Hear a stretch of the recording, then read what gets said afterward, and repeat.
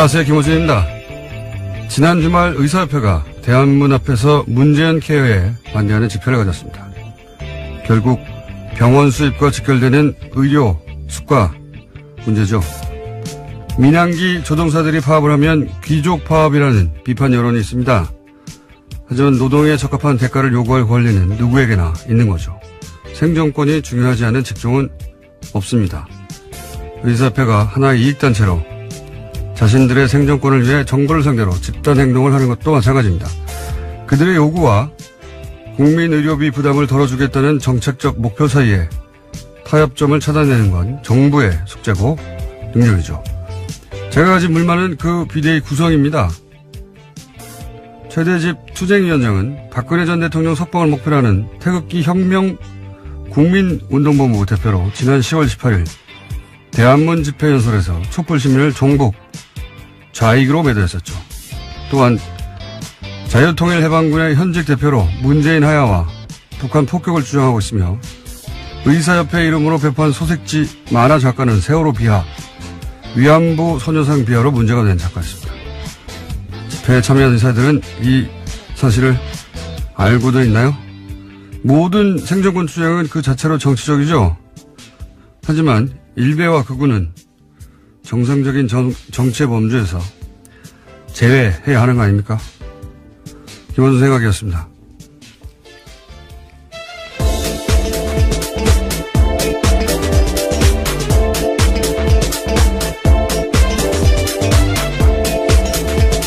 시사인의 김은지입니다. 네. 의사협회 집회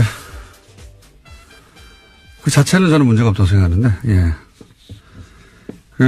예를 들어서 그 만화 작가는 SNS를 이런 식으로 하던 작가예요. 서울에서 가장 맛있는 돼지고기 집이라 단원한다. 여기서 단원은 단언 아니냐. 이렇게. 그런 논란이 불거졌죠. 예. 그게 아니다. 단원고라고. 단원고 학생들을 명백하죠. 비하한 거고. 세월호에 대한 비하는 뭐 이래도 많습니다. 소녀상에 대해서도 머플러, 소녀상에 들어서 머플러가 화제가 되니까 뭐 돈가스집, 오뎅집, 우동집, 수수집 앞마다 세워라. 그리고 피자도 배달시켜주고 잘생긴 소녀상도 옆에 세워줘라. 뭐 이런 비아냥을 해서 크게 논란이 됐던 전형적인 일베 작가인데 그 의협이 소식지로 투쟁이가 소식지로 뿌린 만화가 이분이 그린 거예요. 예. 투쟁위원장도 성향은 뭐 말할 것도 없이 자유 들어간 단체들은 다 극우 성향을 의심해 봐야 된다. 저희가 몇 번이나 얘기했었는데 자유통일해방군 네, 대표입니다. 네, 해방까지 들어갔네요. 네. 단체명 아주 스펙타클하지 않습니까? 자유통일해방. 예. 여기서 이제 북한 폭격하라든지 문재인 하야라든지 박근혜를 석방하라든지 지금도 주장하고 있는 박사모 중에서도 아주 극렬 박사모죠. 예. 모든 조직을 자기의 이제 정치적, 극우적 정치색을 구현하는 도구로 활용하신 분인데, 여비 이걸 알고서 투쟁위원장으로 한 건지, 예. 대정부 협상력을 높이는 게 아니라 정반대가 될 수 있다. 저는 그렇게 생각합니다. 자, 첫 번째 뉴스는 뭡니까? 네, 다스는 누구 겁니까? 라는 질문에 대해서요, 하나의 답이 나왔습니다. 이명박 전 대통령 집안에서 18년 동안 운전을 했던 인사의 이야기인데요. 다스는 이명박 전 대통령 거라는 겁니다. 해당 인사는 김종백 씨인데요. 이번 주 시사인 보도입니다. 김 씨는 1997년부터 2015년까지 이상은 회장의 운전기사였습니다. 요 사안은 저희가 이제 다음 주 월요일 주재영 기자가 나와서 직접 자세히 얘기할 텐데 시사인 특종이니까 첫 번째로 소개하는군요.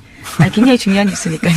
중요한 뉴스이기도 하죠. 네. 왜냐하면은 과거 이제 정치인들 관련한 그 비위가 폭로되고 하는 것도 대부분 운전기사, 예, 운전기사가 사실은 굉장히 오랜 시간을 같이 하잖아요. 예, 그래서 이제 그쪽 통화라든가 더구나 이분은 18년간이나 집안일도 했었기 때문에 심부름. 네, 예. 집사 노릇을 했다라고 하는데요. 그래서 청와대를 오고 가는 데 있어서 메신저 역할도 했다고 합니다.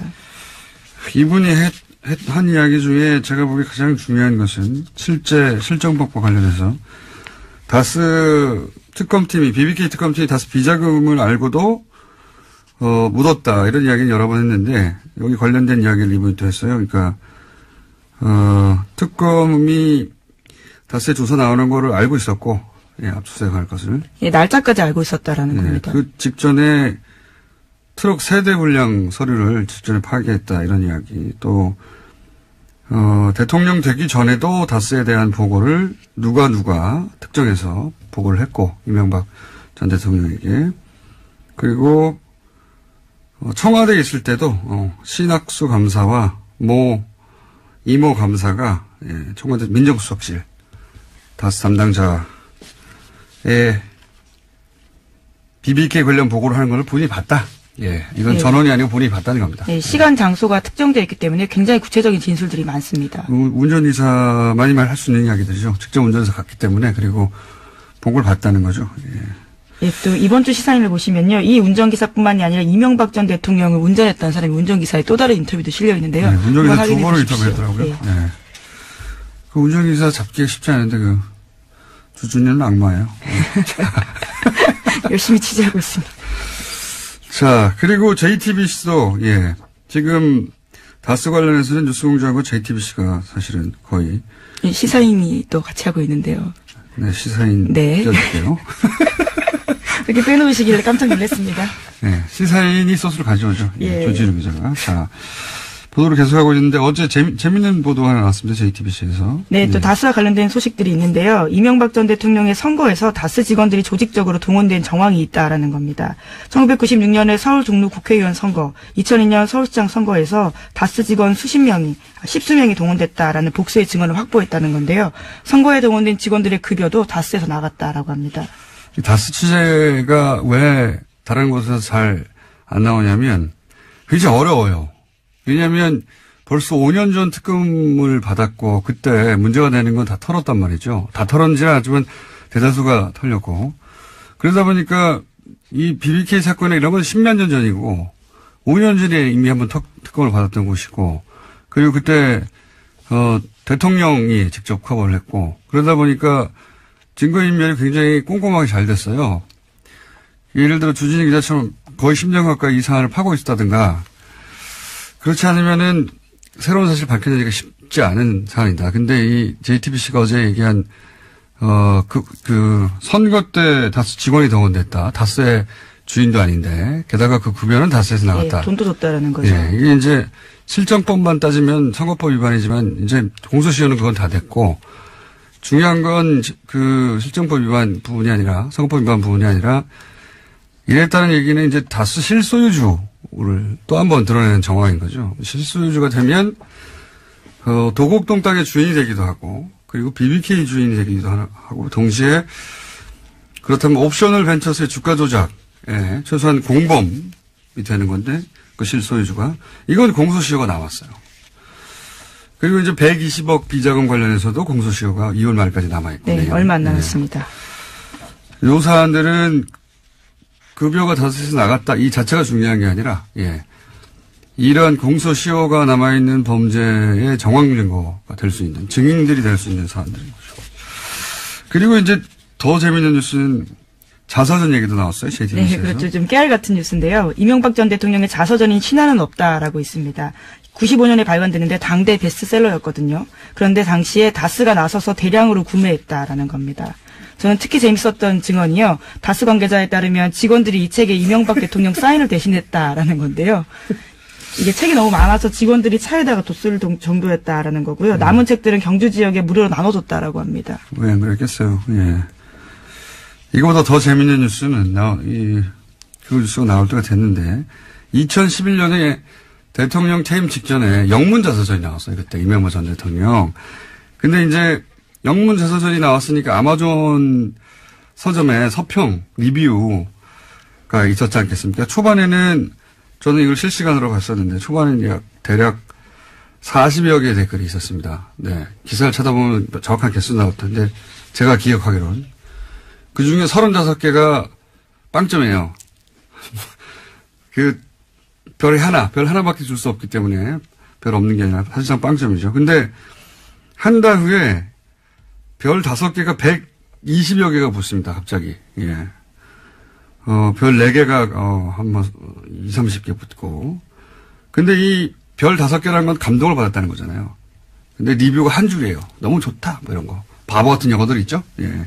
댓글 부대가 확실하다. 당시 아마 좀 서평란에 댓글 부대가 진출했다. 예, 지금 다시 가서 한번 확인해 보고 싶네요. 여전히 네. 그게 있는지요. 네.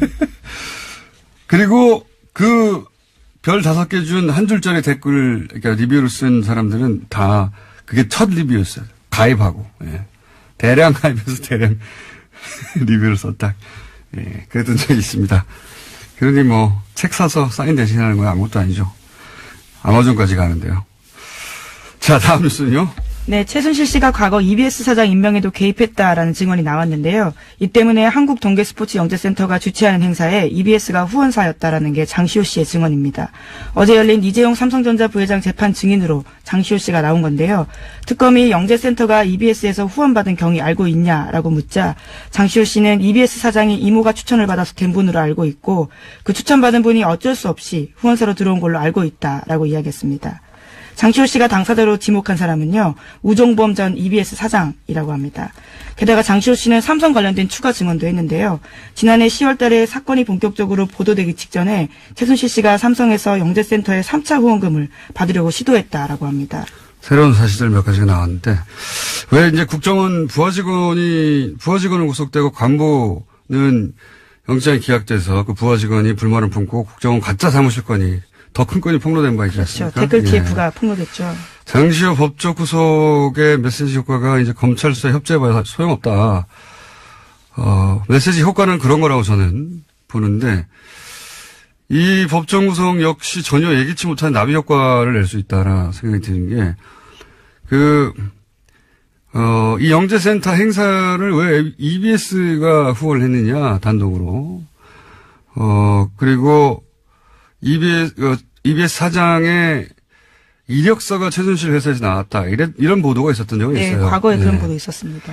그런데 실제로 우정범 전 EBS 사장이죠. EBS 사장을 최순실이 추천했다 하는 증언은 나온 건 처음이고, 그리고 삼성으로부터 돈을 또 받으려 했다. 이것도 처음이에요. 예. 나비 효과가 장시호 씨 입을 통해서, 예. 또다시. 그렇죠. 예기치 못한 나비 효과가 있을 수 있다. 장시호 씨 입을 주목해야 된다. 그런 생각이 듭니다. 자. 네, 우 전 사장 같은 경우는 과거에는 개인적으로 모르는 사이라면서 국회 나가서 의혹을 부인한 바가 있는데요. 예. 장시호 씨가 이 의혹의 도장을 찍어준 거죠. 그리고 이제 삼성 관련해서도 아마 장시호 씨가 증인으로 채택되거나 할 수 있는데, 예. 기대됩니다. 예. 다음 뉴스는요? 네, 최순실 씨의 독일 조력자로 지목된 인사가 데이비드 윤인데요. 검찰이 이 사람을 인터폴에 적색 수배했다라고 TV조선이 보도했습니다. 최순실 씨를 내세워서 부동산 개발업자에게 뒷돈을 받은 혐의라고 하는데요. 이 사람은 최순실 씨의 해외재산 관련된 키맨으로 꼽히기도 합니다. 요거는 국내에서 국내 개발업자와 3억을 나누고 성공보수 50억을 약속받고 하는 그런 혐의인데, 이분은 이제 오래전부터 최순실 사태 초기부터 독일에서의 재산 은닉 그렇죠. 관련해서 예. 키맨이다. 안원고 총장도 계속 주장을 했었고, 그런데 이제 독일이 아니라 한국에서 이분이 거의 독일에서 평생 사신 분인데 한국의 개발업자와 성공보수 50억을 놓고 이야기 나눌 만한 그런 커리어가 없어요. 그런데 이제 최순실 씨가 그 뒤에 혹은 최순실을 팔아서 둘 중에 하나죠. 예. 아마도 독일 은닉 재산 수사의 출발점이 될 수도 있겠다. 근데 지금 독일에서 안 돌아오고 있으니까요. 네, 그 고소인 진술도 검찰이 확보했는데요. 그 과정에서 여러 차례 최순실 씨를 언급하면서 담당 공무원에게 힘써줄 수 있다라는 이야기를 했다고 합니다. 그러면서 국토부 관계자들과 접촉한 정황도 있다라고 합니다. 최순실 씨가 실세인 걸 알고 있었던 거죠. 예. 독일 은닉 재산의 출발점이 될 수 있기 때문에 이분은 소재가 확인되기 굉장히 어려울 것 같다. 저는 그렇게 생각이 들고. 현재 여권은 무효화시켰다라고 합니다. 검찰에서요. 예. 아니면 독일에만 있으면 되니까요. 예. 그리고 EU 국가 내에만 있어도 되니까. 안원고 총장님 독일 가겠네요, 또. 자, 다음 뉴스는요? 네, 우병우 전 민정수석이 출판문학계 블랙리스트에도 관여했다라는 한국일보 보도인데요. 서울중앙지검 국정원 수사팀은 어제 우 전 수석에 대해서 사전구속영장 청구했습니다. 그런데 여기에요, 과학계 불법 사찰뿐만 아니라 출판문학의 사찰 내용까지 포함됐다라고 합니다. 우 전 수석은 지난해 7월 달에 한국출판문화산업진흥원이 발표했던 세종도서와 관련해서요. 소위 좌편향으로 분류되는 도서와 저자들을 사찰하고 검열하도록 국정원을 독려했다라고 합니다. 당시 세종도서에는 윤희상 평론가 세월호 참사를 다룬 서적 등이 포함됐다라고 합니다. 이 정도 되면 네, 관이 안 한 게 뭐냐 이렇게 물어야 돼요. 안 한 게 없어요. 출판까지 참. 이 영장까지 기각이 되면 저는 이번에는 영장 판사들이 중요한 시험 때 올랐다 이렇게 봅니다. 이 영장까지 기각되느냐. 3차 이 영장까지 세 번째입니다. 예, 기각되면 3차까지 영장이 신청된 경우도 제가 들어본 적 없는 것 같은데 후폭풍이 상당할 것이다. 시험 때 올라오는 것 같습니다. 이정열 판사가 또 예, 출연이 예정된 사안이고요. 다음 뉴스는 뭔가요? 네, 박근혜 정부 청와대에 대한 국정원의 특수활동비 상납에서 최경환 의원이 개입한 정황을 검찰이 포착했다고 SBS가 보도했는데요. 최 의원이 국정원에 청와대 상납금을 늘려달라고 요구했다라는 겁니다. 남재준 전 원장 때 매달 5천만이었던 청와대 상납금이 이병기 전 원장 때 1억 원으로 그러니까 2배 뛰거든요. 그런데 여기 배경에는 최경환 의원이 있었다라는 겁니다. 본인 1억 받은 거 외에 청와대에 상납했던 돈을 2배로 늘린 것도 최경환 의원의 역할이었다 하는 게 검찰 주장이네요. 예. 근데 재밌는 게 지금 현역 의원이고 지금 예, 그렇죠. 국회가 또 회기 중이거든요. 예, 회기 중에는 불체포 특권이 있어요. 그래서 이제 국회에서 과반 출석에 과반 동의로 그렇죠. 이 체포 동의안이 통과돼야 되는데 통상의 상황이라면 이제 자유한국당이 결사 반대할 텐데, 근데 이제 정권이 탄압한다면서 굉장히 큰 소재를 쓰겠죠. 근데 지금은 이제 홍준표 대표의 이제 친박 청산에 도움이 되는 사안이거든요. 그래서 불체포 동의안에 대한 자유한국당의 스탠스가 어떻게 될 것인지 매우 재밌는 관전 포인트입니다. 네. 네, 게다가 오늘도 원내대표 선거가 있어서 당이 어떤 식으로 재편될지가 정해질 것으로 보입니다. 자, 약 2분 정도 저희가 브리핑 시간이 남았습니다. 다음 뉴스는 짧게 하죠. 네, 박주원 국민의당 최고위원 관련된 소식도 계속 전해드리고 있는데요. 오늘 아침 경향신문에도 새로운 보도가 있습니다. 2006년 초 주성영 전 한나라당 의원에게 제보한 정보가 DJ 비자금 의혹만이 아니다라는 건데요. 당시 열린우리당 정동영, 문희상, 유시민 의원 관련된 정보도 있었다라는 겁니다. 그 근거는요, 주 전 의원의 보좌관으로 근무했던 기익씨의 인터뷰입니다.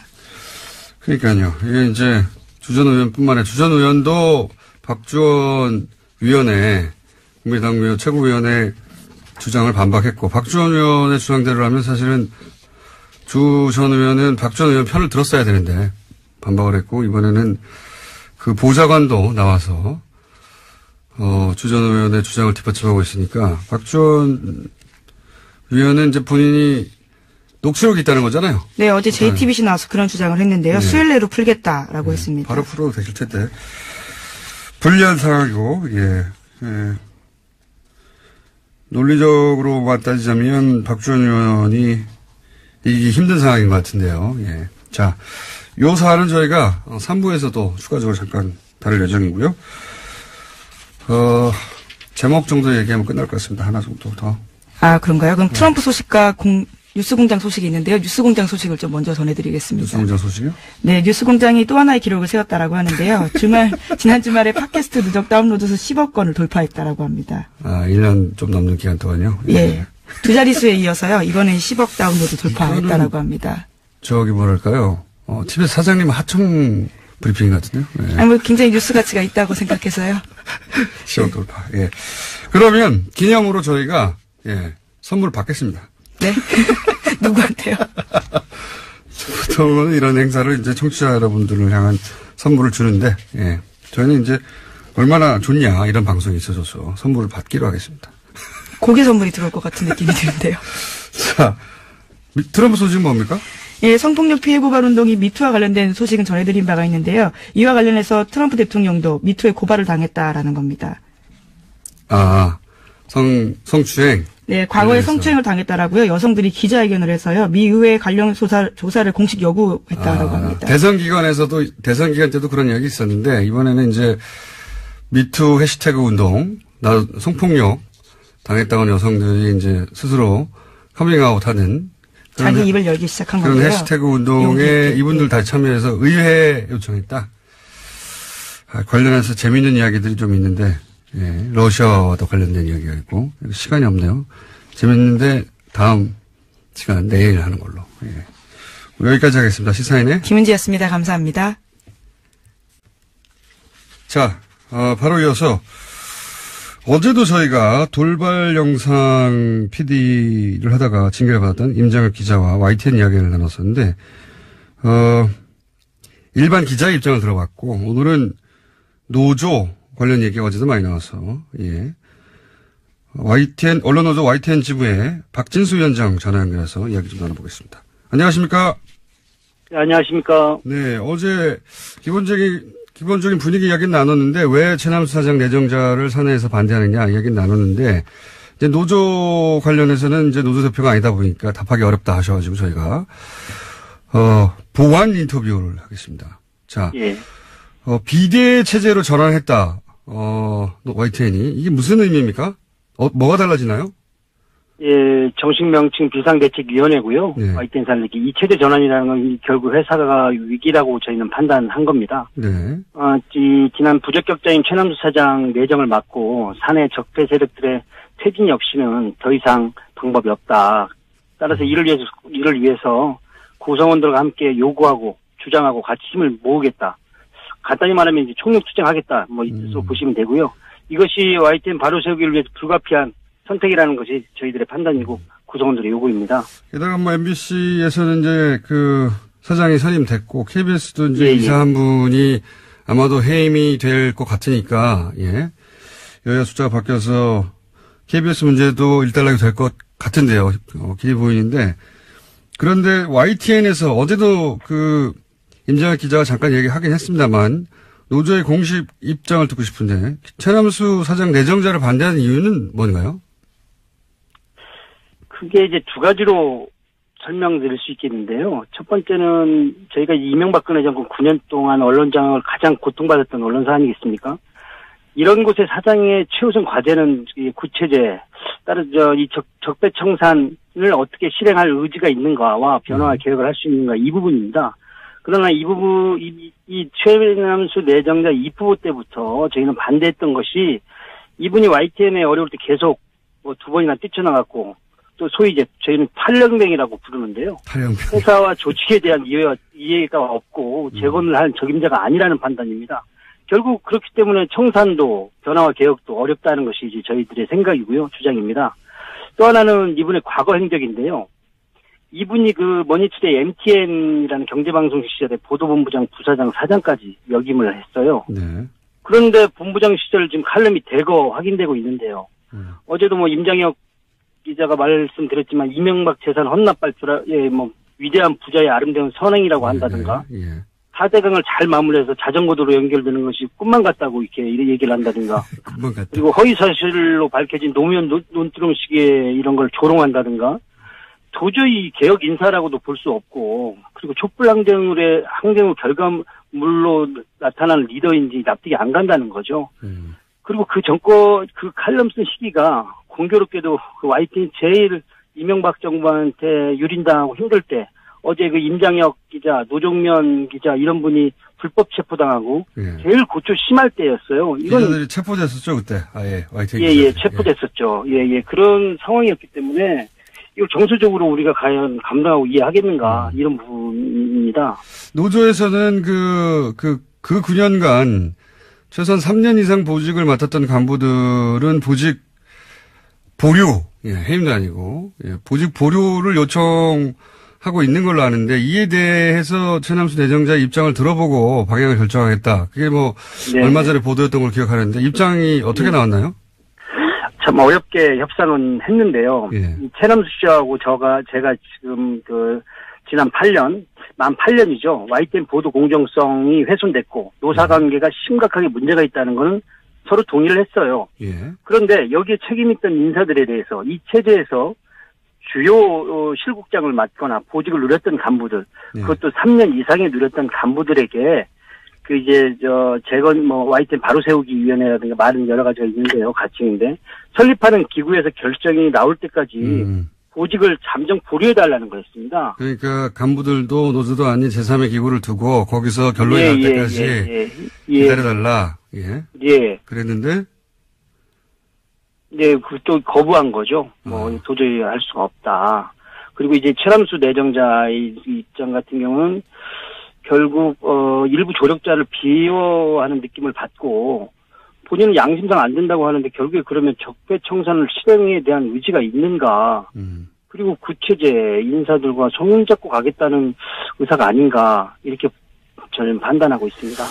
어제도 잠깐 제가 여쭤봤었는데, YTN은 보도 전문 채널이기 때문에 보도국장 자리가 굉장히 중요해서. 중요합니다. 예, 여기서, 상징적인 노정면 기자가 보도국장 자리를 제안받았는데 거절했어요. 이것도 연결된 이야기입니까? 구체적으로 보도국장이 자리를 잡으면, 이제 저희는 YTN의 이제 뉴스가 어떻게 만들어진지 모르니까.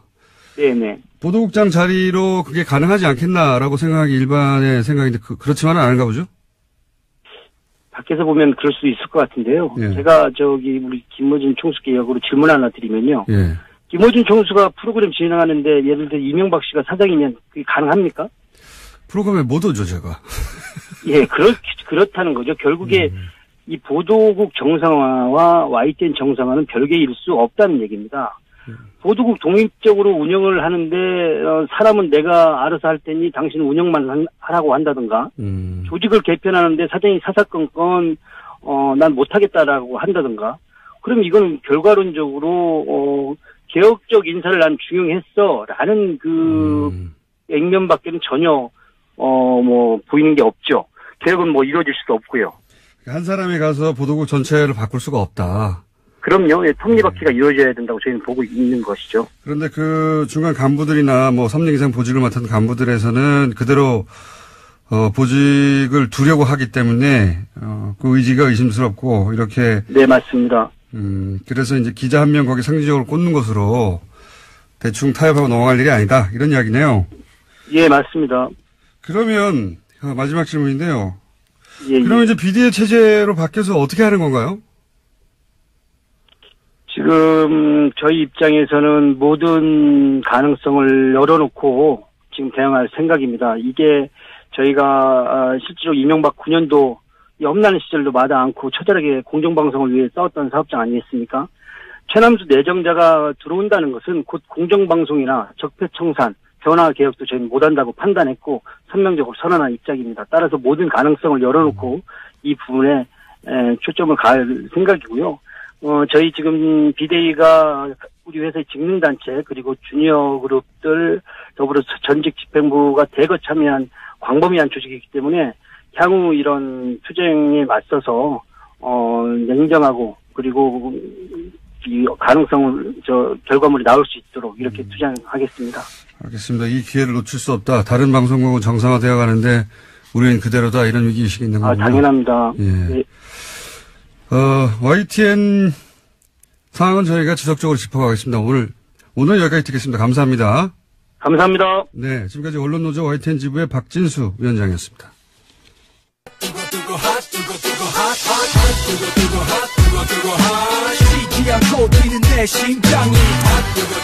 핫해. 본인은 핫하다고 주장하는데 후원금을 안 차고 있는. 요즘 핫뜨거가 아니고 핫추어입니다. 핫해추어. 하태경 최고위원 나오셨습니다. 안녕하십니까. 예, 추운 하태경입니다. 핫하면은 이게 후원금을 팍팍 차야 되는데.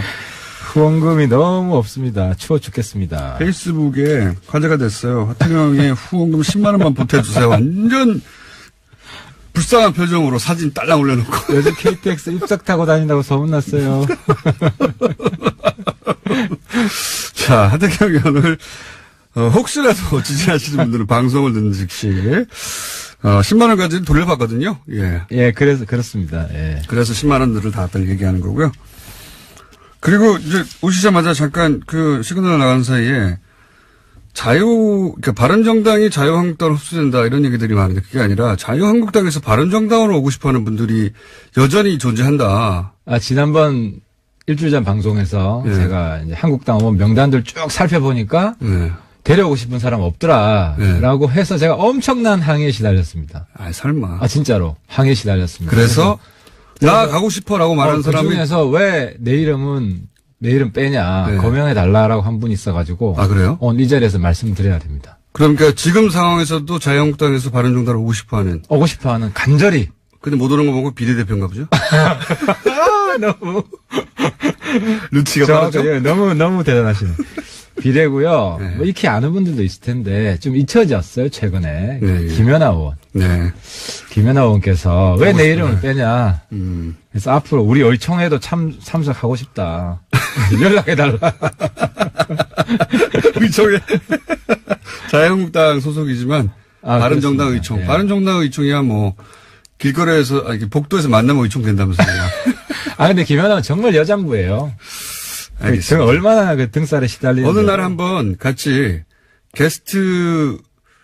바이 게스트로 해가지고 같이 한번 모시고 나오시죠. 좋죠. 예. 예. 김연아 굉장히 코너 좋아하시죠. 안에서 내가 미니 코너를 하겠다고 해서 모시고 나와도 좋습니다. 자, 어쨌든 후원금 없다는 얘기 했고. 돈 없다! 자, 이 통합의 파트너, 대상자라고 생각할 때 국민의당에서 지금 난리가 났어요. 박주원 최고위원이 김대중 전 대통령 비자금 의혹 최초 제보자고 자료 제공자고 그렇다는 얘기가 벌써 무시고 10년 만에 다시 불거졌는데 우선 박주원 최고위원은 부인하고 있고 예. 그리고 그 자료를 건네받아서 결국 검찰 수사를 받아서 300만 원 벌금을 받았던 조승영 전 의원은 저격수였죠. 굉장히. 그렇죠. 예. 예. 이 두 분 다 이제 정보 개통해서 난다긴다 하는 분이었어요. 예. 조승영 의원은 무슨 소리냐. 검찰 기록에도 다 있고, 박주원 최고위원의 주장에 반박하고 있죠. 그렇습니다. 누구 말이 맞는 겁니까? 일단. 그런데 국민의당은 좀 무시무시해요. 국민의당이요? 아니면. 무시무시해요. 이 국민의당에 사건. 있는 분들. 지난번에도 정말 바른정당의 바른맨 입장에서 상상도 할 수 없는 바른맨. 문준영 증거 조작. 증거 조작? 없는 사람 예. 꾸며가지고 예. 카톡 가짜 대화 만들어서. 이유미 씨하고. 그렇죠. 그거 보고도 어떻게 저런 상상을 할 수 있느냐. 참고로 저는 다 무혐의 결론 났어요. 저도 문준영 리스트 이렇게 풍문난 게 좀 있는데 저는 아무 관계 없습니다. 증거 조작이랑. 근데 요번에도 보니까 박주원 최고죠. 예.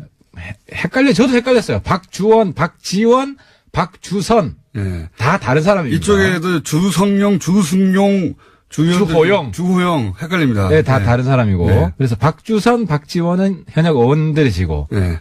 지금 박주원은 최고위원이 안산시장 출신의 최고위원. 최고위원입니다. 현역 의원은 아니고 원래 위원. 근데 박주원 이분이 홍준표 측근이에요. 그렇죠. 홍준표 경남도지사 할 때 선거할 때 캠프에 있었죠. 홍보단장인가 예. 했어요. 그래서 성완종 예. 그 돈하고도 연결돼 있죠. 연결돼 있는 분이에요. 검찰 라인이기도 하고. 완전히 빅마우스입니다, 이분. 그리고 빅마우스인데. 정보통으로 유명했던 분이고. 그렇죠. 예. 제가 볼 때 이분이 가지고 있는 리스트 엄청 많을 것 같아요. 그래서 이번에도 그게 다가 아니라고 또 얘기가 나왔죠. 그렇죠. 추가로. 예. 그래서 국민의당 내에서도 박지원이 어떤 폭탄을 터뜨릴지에 대해서 예. 불안해하는 분들이 있겠다. 이분 그래서 이제 거슬러 올라와서 왜 영입했냐까지 얘기가 이제 거슬러 가고 있는데. 그렇죠. 네. 근데 누구 말이 맞는 겁니까 지금? 남 탓할 게 아니라 예. 이분은 직선제로 최고위원이 된 분이에요. 그렇죠. 물론. 당원들이 뽑은 거예요. 근데 이제 그 당원들이 그 박주원 최고위원이 이제 친 안철수계로 분류되고 하니까. 본인은 이제 친한 결이라고 이제 표방을 네. 해왔죠. 왜냐하면 네. 최고위원 당선되기 위해서는 안 대표 표가 필요하니까. 어쨌든 영입도 안철수 대표가 했어요. 예.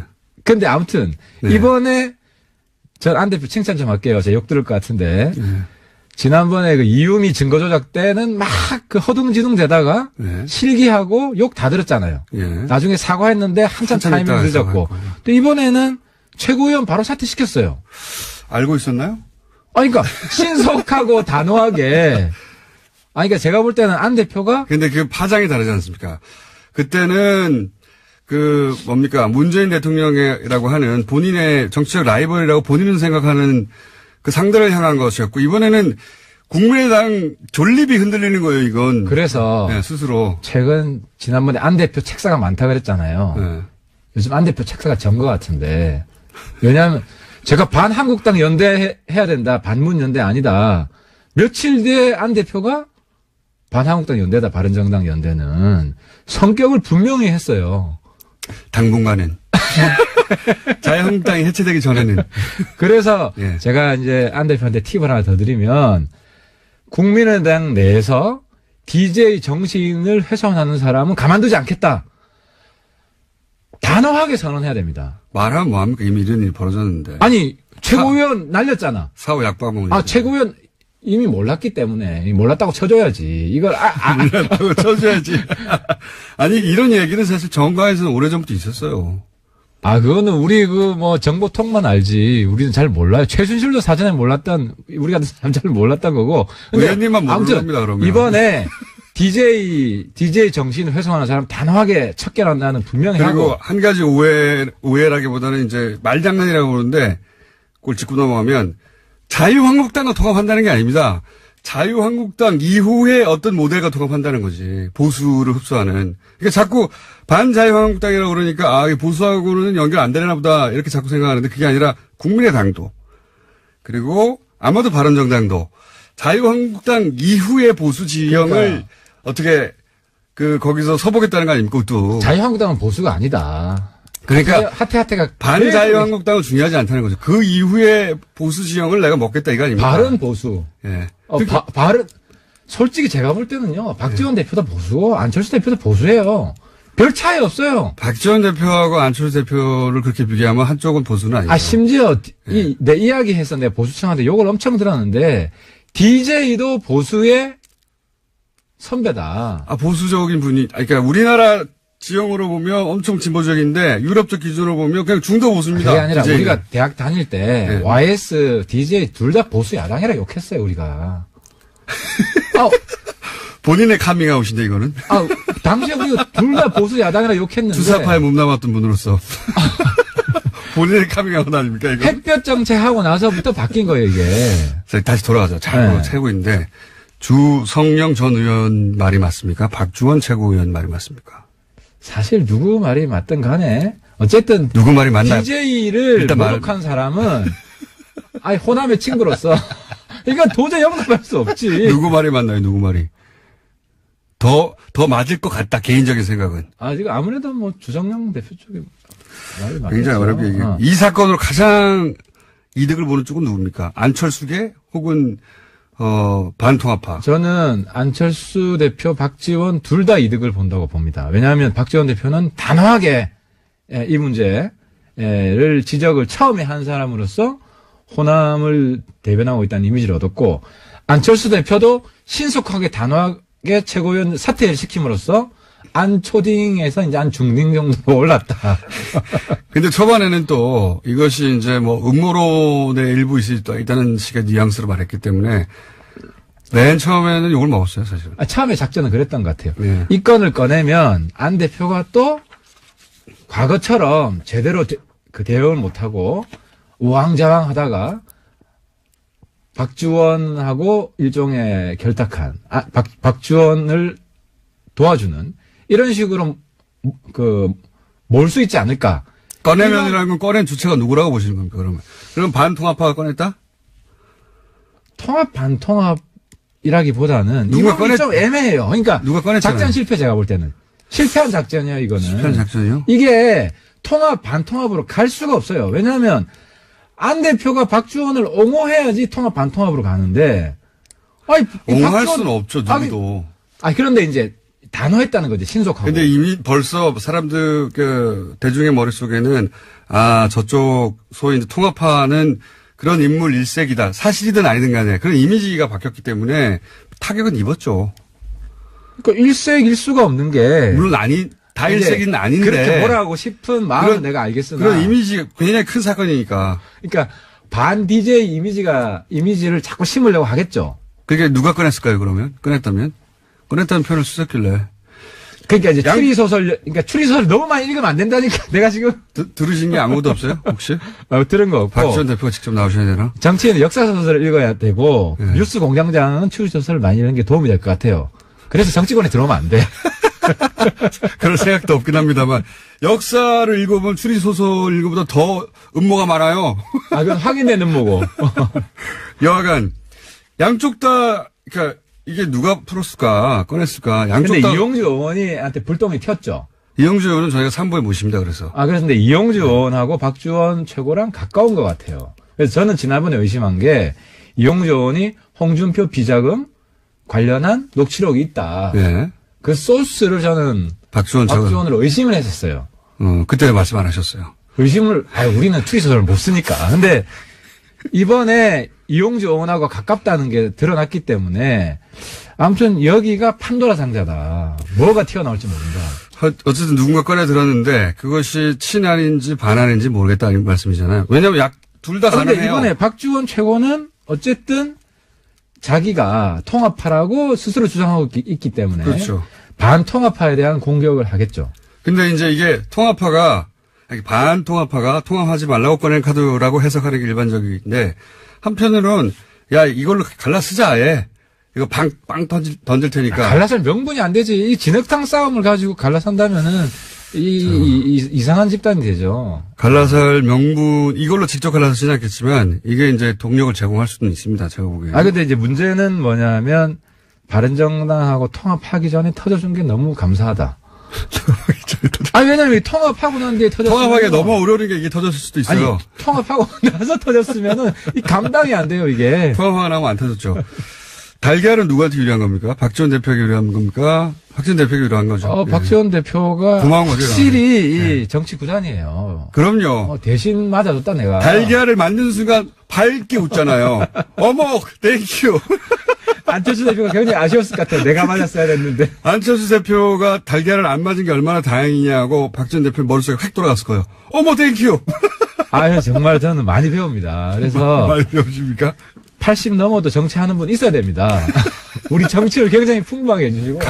페이스북 쓰시는 거 보세요. 20대요? 20대 정신연령은 20대예요? 예.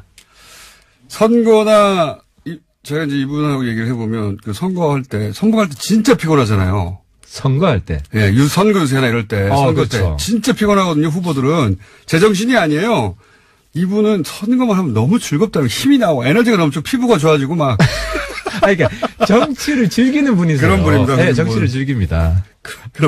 그런 분인데 혹시 이 국면, 이 박지원 국면이 재신임까지 갈 거라고 보십니까? 어떻게 결론 날 거라고 보세요? 이 정도로 적당하게 무마된다? 이거를 재신임까지 몰고 가면 안 대표가 유리합니다. 왜냐면 명분이 약한 거를 과도하게 밀어붙이면 역풍이 불 수밖에 없고. 명분이 약하진 않아요. 호남에서는. 그러니까 박지원을 옹호했으면 당연히 재신임으로 가는데. 이런 정도의 레토릭이야. 정치인이면 다 하죠. 그럼 잘했다고 합니까? 못했다고 하죠. 자, 하나 더 해야 되겠습니다. 시간이 짧고 늦게 오셨거든요. 네. 왜냐면은 KTX 제일 싼 시간대로 오시느라고. 첫 시간. 후원금이 떨어져가지고. 네. 그래가지고 한 10분 늦으셨어요. 자, 자유한국당 원내대표 한성교, 김성태, 홍문종 새 후보로 압축됐는데 우선 전망 그리고 희망 둘 다 얘기해 주세요. 한마디만 하면 누가 될 것 같다 하고 누가 됐으면 좋겠다. 이 시사점은 결론은 홍준표 수령놀이 끝났다. 끝났다? 홍준표 포갑시대 끝났다. 끝났으면 좋겠다예요? 아니 끝났어요. 왜 끝났냐면은 친홍으로 분류되는 김성태 후보가 나는 친홍이 아니다. 그러니까 지금 친홍이라고 해봐야 득표에 전혀 도움이 안 된다. 라고 생각해서. 새 후보 중에 친홍 후보 아무도 없어요. 하지만 뒤쪽으로 손잡고 있는 거 맞잖아요. 그러니까 언제든 칠 수 있는 관계다. 그러니까 뒤로만 손잡고 네. 앞으로는 손 못 잡는 거죠. 그럼 전망 세 분 중에 한 사람 아마도 이게 결선 투표까지 갈 것 같은데 제가 볼 때는 결선 투표에서 어떻게 결론납니까? 김성태 후보가 홍 대표를 하태하태처럼 때리면 된다. 아니 그럴 리는 없으니까. 자, 전망 누가 됩니까? 반쯤 때렸어. 누가 됩니까? 제가 된다고 하는 사람이 떨어질 것 같아가지고. 상관없잖아요. 제가 확실한 거는 네. 한성교 이주영 팀 혹은 김성태 팀이 되는데. 그 누구나 할 수 있는 근데 얘기고요. 김성태 팀이 네. 잘못 러닝메이트를 골랐어요. 누가 러닝메이트가 됐으면 좋겠다. 한선교, 홍문종. 저는 사실 둘 중에 누가 돼도 네. 저랑 다 뭐 우호적인 관계여서 반홍연대가 아무런 강화되고 예언도 없이 하태경 의원이었습니다. 감사합니다. 예, 히읗이 됩니다. お元気ですか私は元気です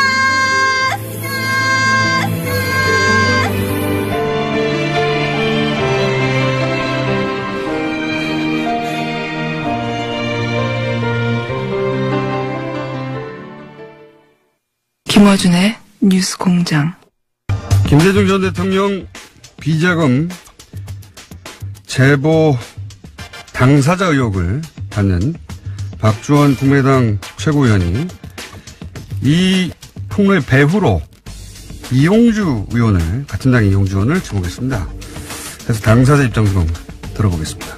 국민의당 이용주 의원 연결되어 있습니다. 안녕하세요. 오랜만입니다, 의원님. 예, 안녕하십니까. 공장장님, 이용주 의원입니다. 네, 오늘 스튜디오에 직접 모시려고 했는데 일부러 안 나오신 거죠? 아닙니다. 저도 공장장님 얼굴 다시 한번 또 뵙고 싶습니다. 또 하나 다시 나가도록 하겠습니다. 조만간 스튜디오에 나와서 그동안 못한 이야기 좀 나누시고, 오늘은 이 주제를 한정해서 박주원 최고위원이 의원님을 지목을 했어요. 이번 폭로 배우다. 뭐 직접적으로 배우라는 표현을 쓰지 않았지만 애들러서 사실상 배우로 지목했는데 이 배우 지목에 대해서 어떻게 반론하시겠습니까? 간단히 말씀드리면은 번지수를 잘못 짚었다라고 말씀드리겠습니다. 지금 김대중 전 대통령 비자금 의혹 관련 보도가 지난주 금요일 날 새벽에 경향신문 단독 보도 기사로 났지 않습니까? 네.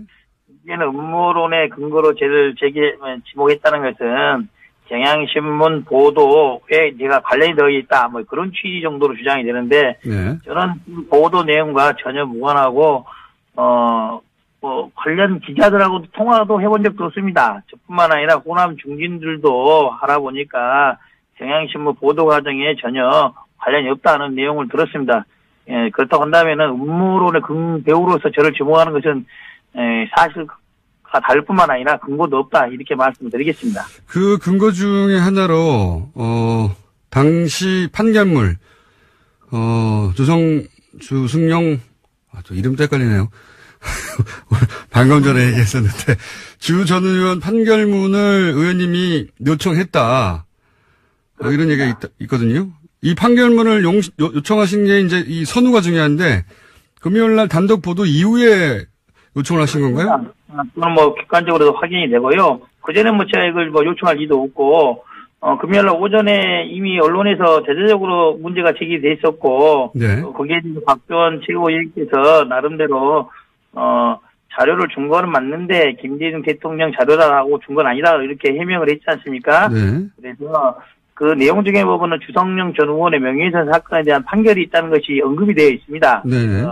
법사위 간사이기도 하고 오후에 요청이 예정되어 있어서 어떤 내용인지 확인하기 위해 공식적인 절차를 밟아서 법무부에 주성령 전 의원의 명예훼손 판결문 좀 자료 제출해달라고 해서 받았습니다.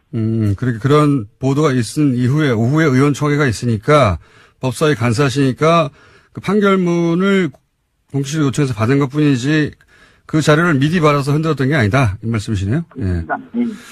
그 판결문에는 어떻게 나와 있습니까? 이 관련해서. 그 판결문 보면은 뭐 요지가 이겁니다. 주성령 전 의원이 검찰 관계자로부터 100억 CD 등을 받았고 제공한 검찰 관계자가 이 자료는 김대중 전 대통령의 비자금 관련된 자료다라고 해서 주었다는 내용이 판결문에 나타나 있습니다. 아하, 그러니까 박주원 최고가 본인은 DJ 비자금 자료라고 준 적이 없다, 자료만 줬을 뿐 특정하지 않았다고 했는데 판결문에 이미 DJ 비자금 자료라고 하면서 줬다라고 돼 있다고요? 그렇습니다. 예. 그렇군요. 그리고 그 제보 배후로 지목하면서 무슨 얘기를 했냐면 징계를 요구했다, 이용주 의원이. 그렇기 때문에 배우 중에 한 사람 배우로 의심된다, 뭐 이런 취지의 말을 한 것 같은데, 이게 그 부분에 대해서도 뭐 전혀 틀린 건 아닌데, 당시 이게 좀 중대한 사태가 돼서 저희들이 긴급 우총도 하고 연석회의를 했지 않습니까? 그래서 박지원 최고위원에 대한 비상징계 절차를 하자고 주장했던 것은 제가 제일 먼저 주장했던 건 아니고 다른 당 중진 의원께서 시급성이 있고 긴급한 문제이기 때문에 비상징계 절차를 밟자라고 제안을 하셨고 다른 여러 의원들도 동의를 하셨습니다. 물론 저도 동의를 했고요. 그리고 그러한 내용에 대해서 안철수 대표도 동의를 해서 비상징계 절차를 진행하기로 한 겁니다. 제가 나서서 앞서서 박지원 최고위원에 대해서 징계를 하자고 주장했다는 것은 사실과 다릅니다. 그렇군요. 의원들 내부에 뭐랄까요? 군번도 아니시죠 아직? 뭐 그걸 제기할 수 있는 뭐 군번이라고 하시는 초선 의원이 나서서 그런 말 하기는 좀 그렇지 않겠습니까? 네, 보통은 그렇습니다. 어쨌든 징계를 요구한 건 맞는데 그런 분위기가 이미 있었고 다른 분들의 요구가 있었고 다도 동의한 건 맞다 이 정도네요. 예, 그렇습니다. 그런데 또 이용주 의원으로 특정되진 않더라도 이것이 이제 소위 이제 반통합파 호남 중진들이 뒷배후다 그런 음모론으로 해석하는 분도 있는데 그거 어떻게 보십니까? 이에 대해서는 전혀 사실이 다르다. 왜 그러냐면은 아시다시피 경향신문이 진보 매체의 성격을 갖고 있고 국민의당과의 평상시 관계를 미추어 본다면은 저희 당의 의원들이 경향신문과 연계를 해서 이러한 것을 음모를 뭐 확산시키고 했다. 전혀 저희 당에는 그럴 만한 능력이 없습니다. 그렇기 때문에 그런 음모론 맞지 않고 또 시기적으로도 지난주 화요일 수요일 날 저희들이 예산안을 통과시켜서 법정 기일보다 약간 늦었지만은 호남이나 전국적으로 지지를 좀 잘했다는 칭찬을 갖고 있는 그런 와중에 이런 일을 벌여서 찬물을 끼얹을 필요가 있겠습니까? 시기적으로도 그런 해석은 마땅치 않다고 생각을 합니다. 이렇게 생각할 수 있지 않습니까? 통합파의 동력을 상실시키려고, 그러니까 힘을 빼려고, 예. 왜냐면 박지원 최고가, 통합파 지도부 일원이기 때문에, 뭐 그런 추정을 하는 건 자연스러운 것 같은데요. 최고위원으로서 지도부에 있는 건 맞지만은, 통합을 주도하고 있는 게 박지원 최고위원이라고 보지는 않고, 실질적으로 통합에 대해서 뜻을 굳게 갖고 있는 것은 안철수 대표라고 봐야겠죠. 예. 네, 안철수 대표가 그런 뜻을 갖고 있고 박지원 최고도 통합파가 맞기 때문에 지도부를 흔들기에는 좋은 소지 아닙니까? 그래서 이제 음모론이 나오는 것 같은데. 모르겠습니다. 이제 금요일 날 언론 보도 과정에는 관여되지 않은 것은 분명하고 그 이후의 대처에 있어서는 그런 생각을 할 수도 있을 것입니다. 이런 박지원 최고의 적절치 못한 이런 전력 등에 대해서 통합에 반대하는 사람들이 그런 것을 주제로 해서 뭐 공격을 하거나 하는 것은 가능하겠죠. 하지만은 그럴 목적으로 지난주 금요일 날 경향신문에 이런 의혹을 제기했다는 것은 어불성설입니다. 그러니까 애초 보도와 무관하고 애초 시작한 건 아닌데 이런 기회를 봐서 통합파를 흔들려고 하는 뭐 정치적 의도는 있을 수 있다. 하지만 선후가 다르다. 이런 말씀이시네요. 또. 그렇습니다. 이건 어떻게 보십니까? 이런 일이 벌어질 줄 알았다라고 이제 주장하는 분들도 있습니다. 안철수 대표 주변에 특히 통합파들이 뭐 주변에 누가 친이계다라고 표현하지는 않지만 친이계 출신이 많아서 이게 바른정당과 통합에 적극적이다. 이렇게 해석하는 시각에 대해서는 어떻게 보십니까? 어떻게 보면은 박지원 최고위원조차도 얼마 전까지 최고위원 되기 전까지는 안철수 대표 계열로 분리되지 않았던 분이죠. 네. 이번에 최고위원이 된 이후에 안철수 대표의 통합론에 대해서 찬성을 하고 있는 그렇게 보는 게 적절할 것이고 시한파의 친이계 출신이 있다는 것은 맞겠지만은 많다고 이렇게 보기는 좀 어렵지 않나라는 생각을 합니다. 있다 정도까지만 예, 뭐 많다도 사람마다 다른 거니까요. 두 사람만 있어도 국민의당에 왜 친이계가 있어 많다고 생각하실 수도 있고 여간 있다 정도? 예. 예, 그렇습니다. 자, 여기까지 얘기했으니까 한 가지 주제를 또 연결된 김에 묻지 않을 수가 없는데 홍준표 대표 녹취록 얘기도 박지원 최고위원이 꺼냈기 때문에 이제 이용주 의원이 폭로의 배우다 얘기하면서 성완종 리스트 관련해서 홍준표 대표의 녹취록도 갖고 있다고 하지 않았냐. 역시 그런 것에 능하다 이런 의미로 이걸 거론한 것 같은데 박지원 최고가. 맞습니다. 그 말도 성완종 리스트 관련해서도 이제 언급을 굳이 하자면 있는 거죠. 그것을 제가 말한 게 아니라 서청원 의원이 먼저 이야기를 하지 않았겠습니까? 당사자고 서청원 의원이고 홍준표 의원인 것이죠. 저는 당시 법사에서도 국감에 진행 중이어서 당시 홍준표 전 현재 대표죠. 대표의 뇌물 사건에서 뭐 1심, 유죄, 2심 무죄가 나서 대법원에 가 있는 그런 상태이기 때문에 서청원 대표의 그런 주장이라든지 그런 것에 대해서 공소유지 차원에서 잘 한번 살펴봐라. 그런 문제를 제기했던 거죠. 이 문제하고는 전혀 관계가 없는 겁니다. 이 문제하고는 관련이 없는데 이제 아마 그렇게 그런 자료들을 많이 갖고 있는 사람으로 배후에서 역시 이런 자료도 폭로한 거 아니겠느냐 이런 취지로 얘기한 것 같은데 그 박지원 최고의 주장이 중요한 게 아니고 제가 이제 궁금한 것은 당시에 왜 이제 녹취록 관련 말씀을 하셨는데 그 홍준표 대표 녹취록 문제가 서청원 의원회에서 불거졌을 때. 말은 제가 국감에서 녹취록이라고 언급한 사실은 없습니다. 정확하게는 뭐라고 말씀하셨죠 그때? 정확한 워딩은 이렇게 됩니다. 당시에 어떤 이야기가 오고 갔는지를 알 수 있는 객관적인 자료를 당내 인사가 갖고 있다. 이렇게 이야기를 했습니다. 객관적인 증거. 근데 이제 그 내용. 녹취록이라고 언급한 사실은 없습니다. 녹취록이라고, 요건 기자들이 이제 녹취록이라고 받아 적은 겁니까? 말한 보도를 한 겁니까? 뭐 그렇다고 봐야겠죠. 그러면 직접 듣거나. 의원이 언급을 했으니까요. 예. 그 내용을 직접 듣거나 정리된 자료를 직접 읽으신 적은 없고요? 또는 뭐 당내에서 당내 인사가 그런 자료를 갖고 있다는 이 정도로 언급을 해두겠습니다. 어쨌든 듣거나 읽거나 하신 적이 있긴 있는 거군요, 그러면. 뭐 제가 추가적으로 나중에 그게 언급할 때가 또 오지 않겠습니까? 홍준표 대표께서 기억의 착오라는 언어들을 만들어서 하신 거 보면은 조만간 언젠가는 밝혀지겠죠. 네.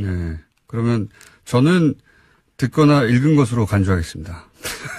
그리고 혹시 요거 관련해서 언제쯤 듣거나 혹은 읽거나 들은 이야기를 하실지는 모르시고요.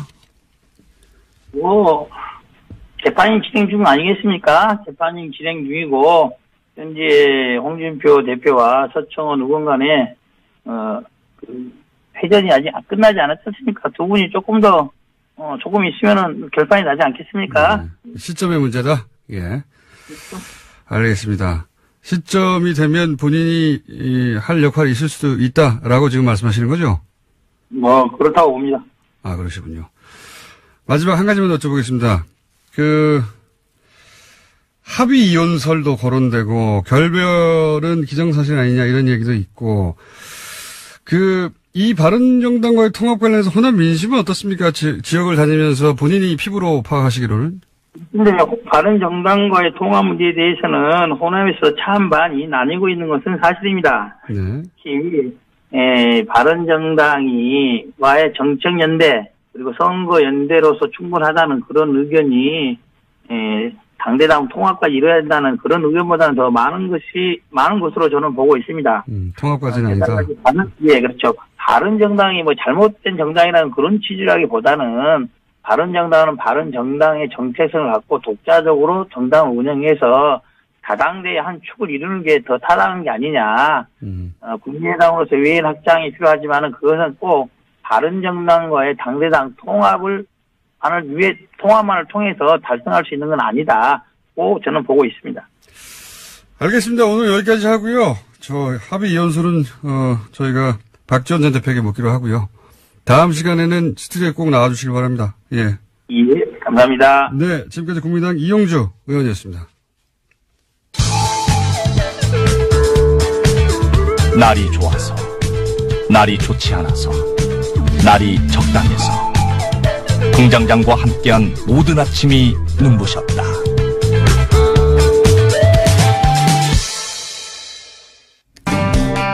작년 11월 베트남 호치민 총영사관 인사에 최순실 씨가 개입했다는 현직 영사의 폭로. 최순실 게이트가 확실히 존재했다는 걸 입증하는 현직 공무원 최초의 증언이었는데요. 향후 불이익을 당하면 다시 인터뷰하자고 했었습니다. 그런데 그 불이익을 당하고 있는 정황이 있어서 오늘 김재천 영사 직접 연결해 보겠습니다. 안녕하세요. 오랜만입니다, 영사님. 예, 오랜만입니다. 반갑습니다, 공장장님. 네, 예. 조만간 귀국하게 되신다는 얘기를, 명퇴를 하신다는 얘기를 저희가 전해 들어서 그 전에 현직에 계실 때 인터뷰를 하고 그리고 명퇴를 하시기 위해서 한국에 오시면 그때는 스튜디오에 직접 모시기로 긴 시간 네. 예정해 두고 예약해 두고 우선 왜 이런 일이 벌어진지 오늘 간략히 한번 짚어보려고 합니다. JTBC 인터뷰 이후에 어떤 일들이 있었나요? 좀 간략하게 정리해 주시면. JTBC 인터뷰 이후에 외교부에서 감사가 왔고요. 네. 사실은 이제 세종학당이라고 저희 청년사관하고 이제 문화관광부 산하의 세종학당 재단하고 함께 최초 운영하는 표준 모델 세종학당이 이제 작년 12월에 오픈을 앞두고 있었는데. 세종학당이라는 사업을 준비하고 있었는데, 예. 예. 네. 그게 이제 전면 백지화 됐고요. 제가 문제를 외교부에 제기해서 외교부에서 이제 감사가 오게 됐는데, 네. 어제 다른 건 대충 하고 저를 집중 감사를 했죠. 그러니까. 어제 제가 저 때문에, 예. 제가 이제 전후를 잘 모르시는 분들을 위해서 잠깐 정리하면, 총영사가 바로 최순실 인사라고 했던 그 총영사입니다. 총영사가 의욕적으로 추진했던 세종학당이 외교부 감사로 중단이 됐는데, 그런데 외교부 감사에서는 그 책임을 오히려 김재천 영사님에게 묻더라, 이런 얘기입니까? 근데 총영사의 결재를 받고 제가 이제 의욕적으로 추진했던 사업을 이제 총영사께서 이제 없던 걸로 했고요. 외교부에서 무관심하게 있었고, 거기에 대해서 제가 외교부에 지도 감독을 해달라고 했는데, 결국은 제가 저 때문에 이 세종학당이 안 되는 걸로 이제 그게 뒤집어 쓰는 결과가 돼서 저를 감사를 했죠. 약간 이상하게 됐는데. 결론적으로는 그게 다 그냥 아무것도 아닌 그 음해였던 걸로 결정이 났죠. 그러니까 총영사가 결재는 했지만 네. 지금 영사님이 굉장히 중요하게 진행하던 사업이 있었는데 세종학당이라는 그 세종학당이 합작 예. 네네. 요 세종학당 사업이 인터뷰 이후에 갑자기 중단이 됐다. 그래서 네. 감사를 요청했는데 거꾸로 영사님 때문에 중단되는 것으로 뒤집어 씌우더라. 이런 얘기군요. 예. 감사를 당해야. 제가 말씀하십시오. 세종학당 재단 측에 사실 미안한 마음이 있죠. 저를 믿고, 청원사관을 믿고, 1년 동안 준비했는데, 그것이 이제 안 되게 됐기 때문에 너무 예산적 낭비도 심하고, 상당히 1년 동안 필요하게 된 게 상당히 개인적으로 굉장히 가슴 아프게 생각합니다. 총영사에 대한 관리 감독을 요청해서 지난 12월에 외교부 감사가 들어왔는데, 총영사를 감사를 한 게 아니라 영사님을 감사했다. 네. 예, 그런 얘기군요. 네. 그리고 또 여러 가지 자잘한 일들이 많았던 걸로 제가 들었는데, 그 중에서, 발령, 전보가 있더라고요. 네. 지금 거의 그 주요 경력 대부분을 지금 베트남에서 계셨는데 17년간 25년 중에 외교부 25년 중에 베트남 17년 근무면 베트남 그야말로 전문가신데 발령 전보를 내렸다고요? 어떻게 내렸습니까? 저 같은 경우는 이제 그 관련 규정이 있어서요. 장관이 불가피하다고 인정하는 경우에만 이제 전보할 수 있게 돼 있거든요. 네. 제가 베트남 전문가이기 때문에 제가 이제 그 전담직이라고 하는 베트남 붙박이라고 하는 그런 직을 선택을 했는데 승진 포기하고 근데 그것에 무관하게 이제 오래 근무했다라는 대충 그런 이유로 해서 서울로 한국을 발령 나게 됐습니다. 서울로요, 갑자기. 17년간 베트남 전문가인데 갑자기 서울로 와라. 그리고 이런 건 어떻습니까? 이럴 경우에 이제 흔히 지난 정권에 쓰던 방식이 개인 사찰을 하거나 또는 말도 안 되는 모함을 하거나 이런 일들은 박근혜 정부 내내 사실 말 듣지 않는 그 공무원들에게 있었거든요. 그렇게 밝혀진 경우도 있었는데 본인의 인터뷰 이후에 작년 12월 외교부 감사가 있고 그러면서 이런 식의 움직임은 없었습니까?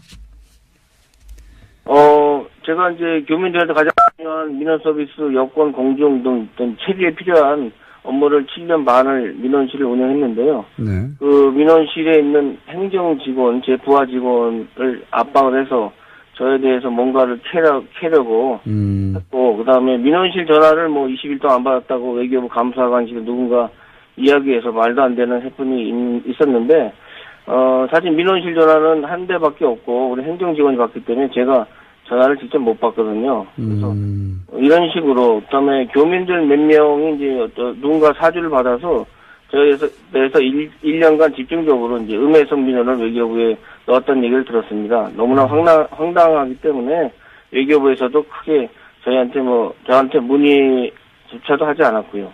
그 다음에 제가 지난 10월 달에 운전면허 갱신 때문에 한국에 휴가를 잠깐 다녀왔는데, 이것도 조영사 본인이 결제를 안 했다고 하면서 외교부에 저를 고발해서 제가 본의 아니게 처음으로 외교부에 들어와서 사유서를 쓰게 됐고요.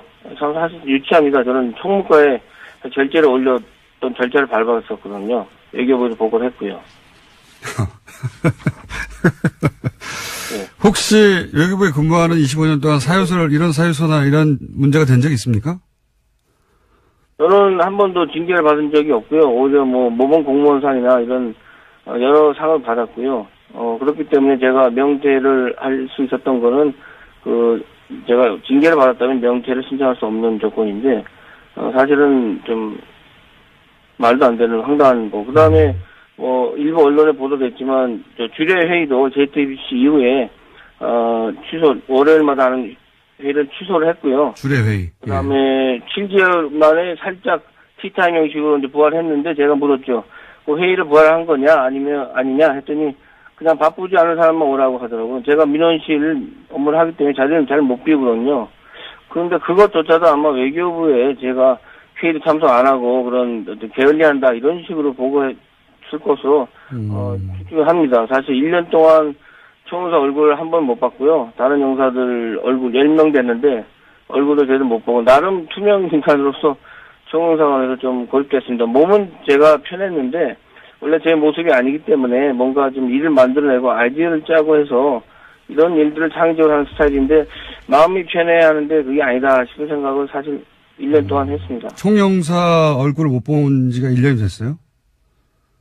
예. 회의에 참석하지 못하니까. 회의가 아니라 이제 회의 자체를 이제. 회의를 없애고 티타임 형식으로 만들었는데 거기도 오지 말라고 하니까. 7개월 후에 만들었는데 이제 그것도 이제 비공식이니까 자기들끼리 모여서 이제 회의를 한 거죠. 이제 저는 이제 아예 종업관에 없는 존재로 이제 된 거죠. 대외 활동 자체가 제가 이제 못하고 업무가 축소돼서 민원실 사무실만 지키는 업무를 했죠.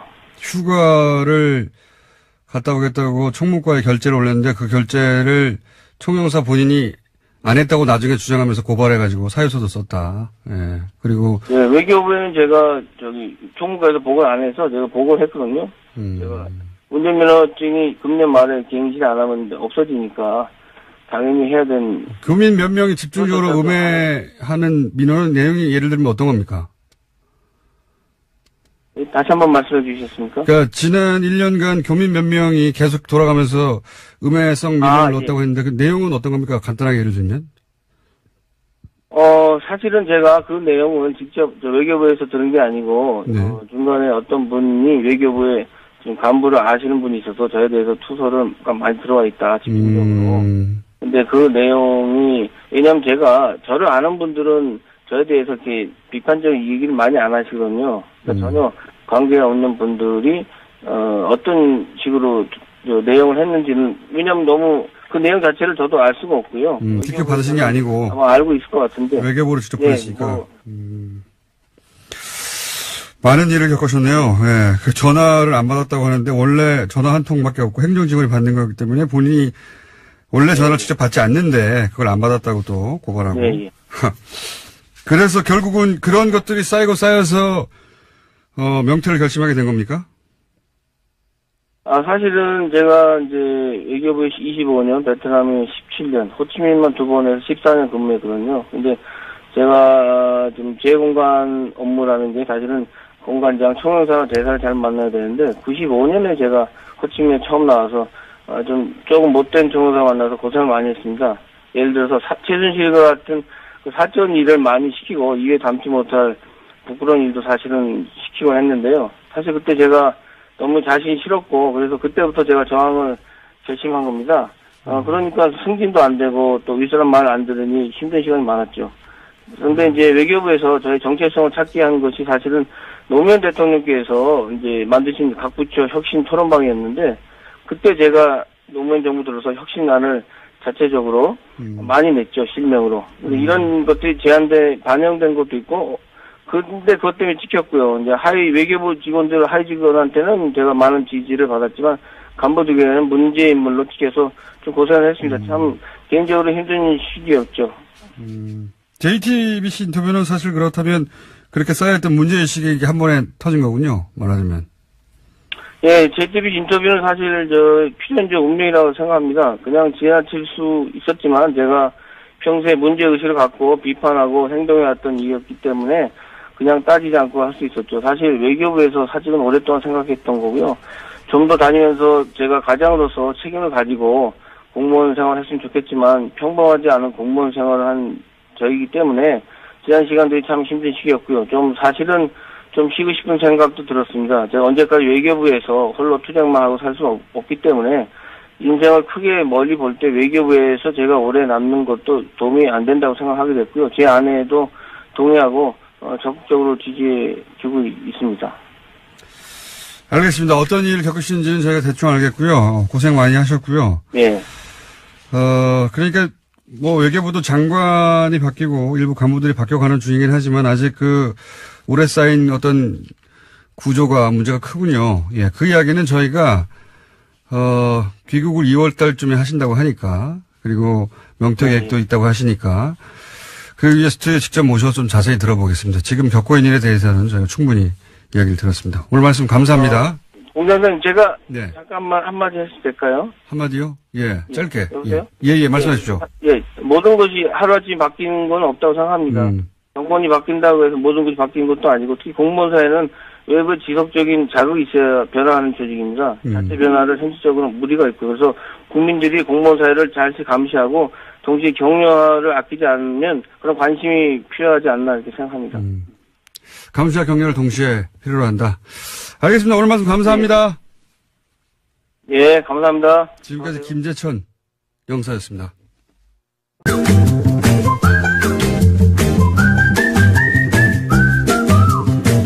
자, 칼플라니 사회경제연구소. 다소 몇 년에 한 번씩 유명해지는 연구소. 정태현 수장님 나오셨습니다. 안녕하십니까. 네, 안녕하세요. 갑자기 베트남 가냐고 물어보셔가지고 아마도 하와이 가느냐는 질문이었던 것 같아요. 그죠? 하와이. 네, 지금 베트남 얘기하도 들어가지고. 네. 하와이. 저희 이제 대표님이 하와이 약속을 했다가 지금 전전긍긍 중이세요. 네. 그럼 얼마 돈도 별로 안 들 것 같은데 이렇게. 아니, 저 혼자 모르겠는데 저희 작가하고 하고네요. 다 가야지. 다 같이 한 건데. 그리고 이제 여기가 사기업이면 사장의 결단으로 가능하지만 제가 추정하기로는 이게 어쨌든 그 공공기관이기 때문에 예산을 본인은 월급을 월급 그게 있군요.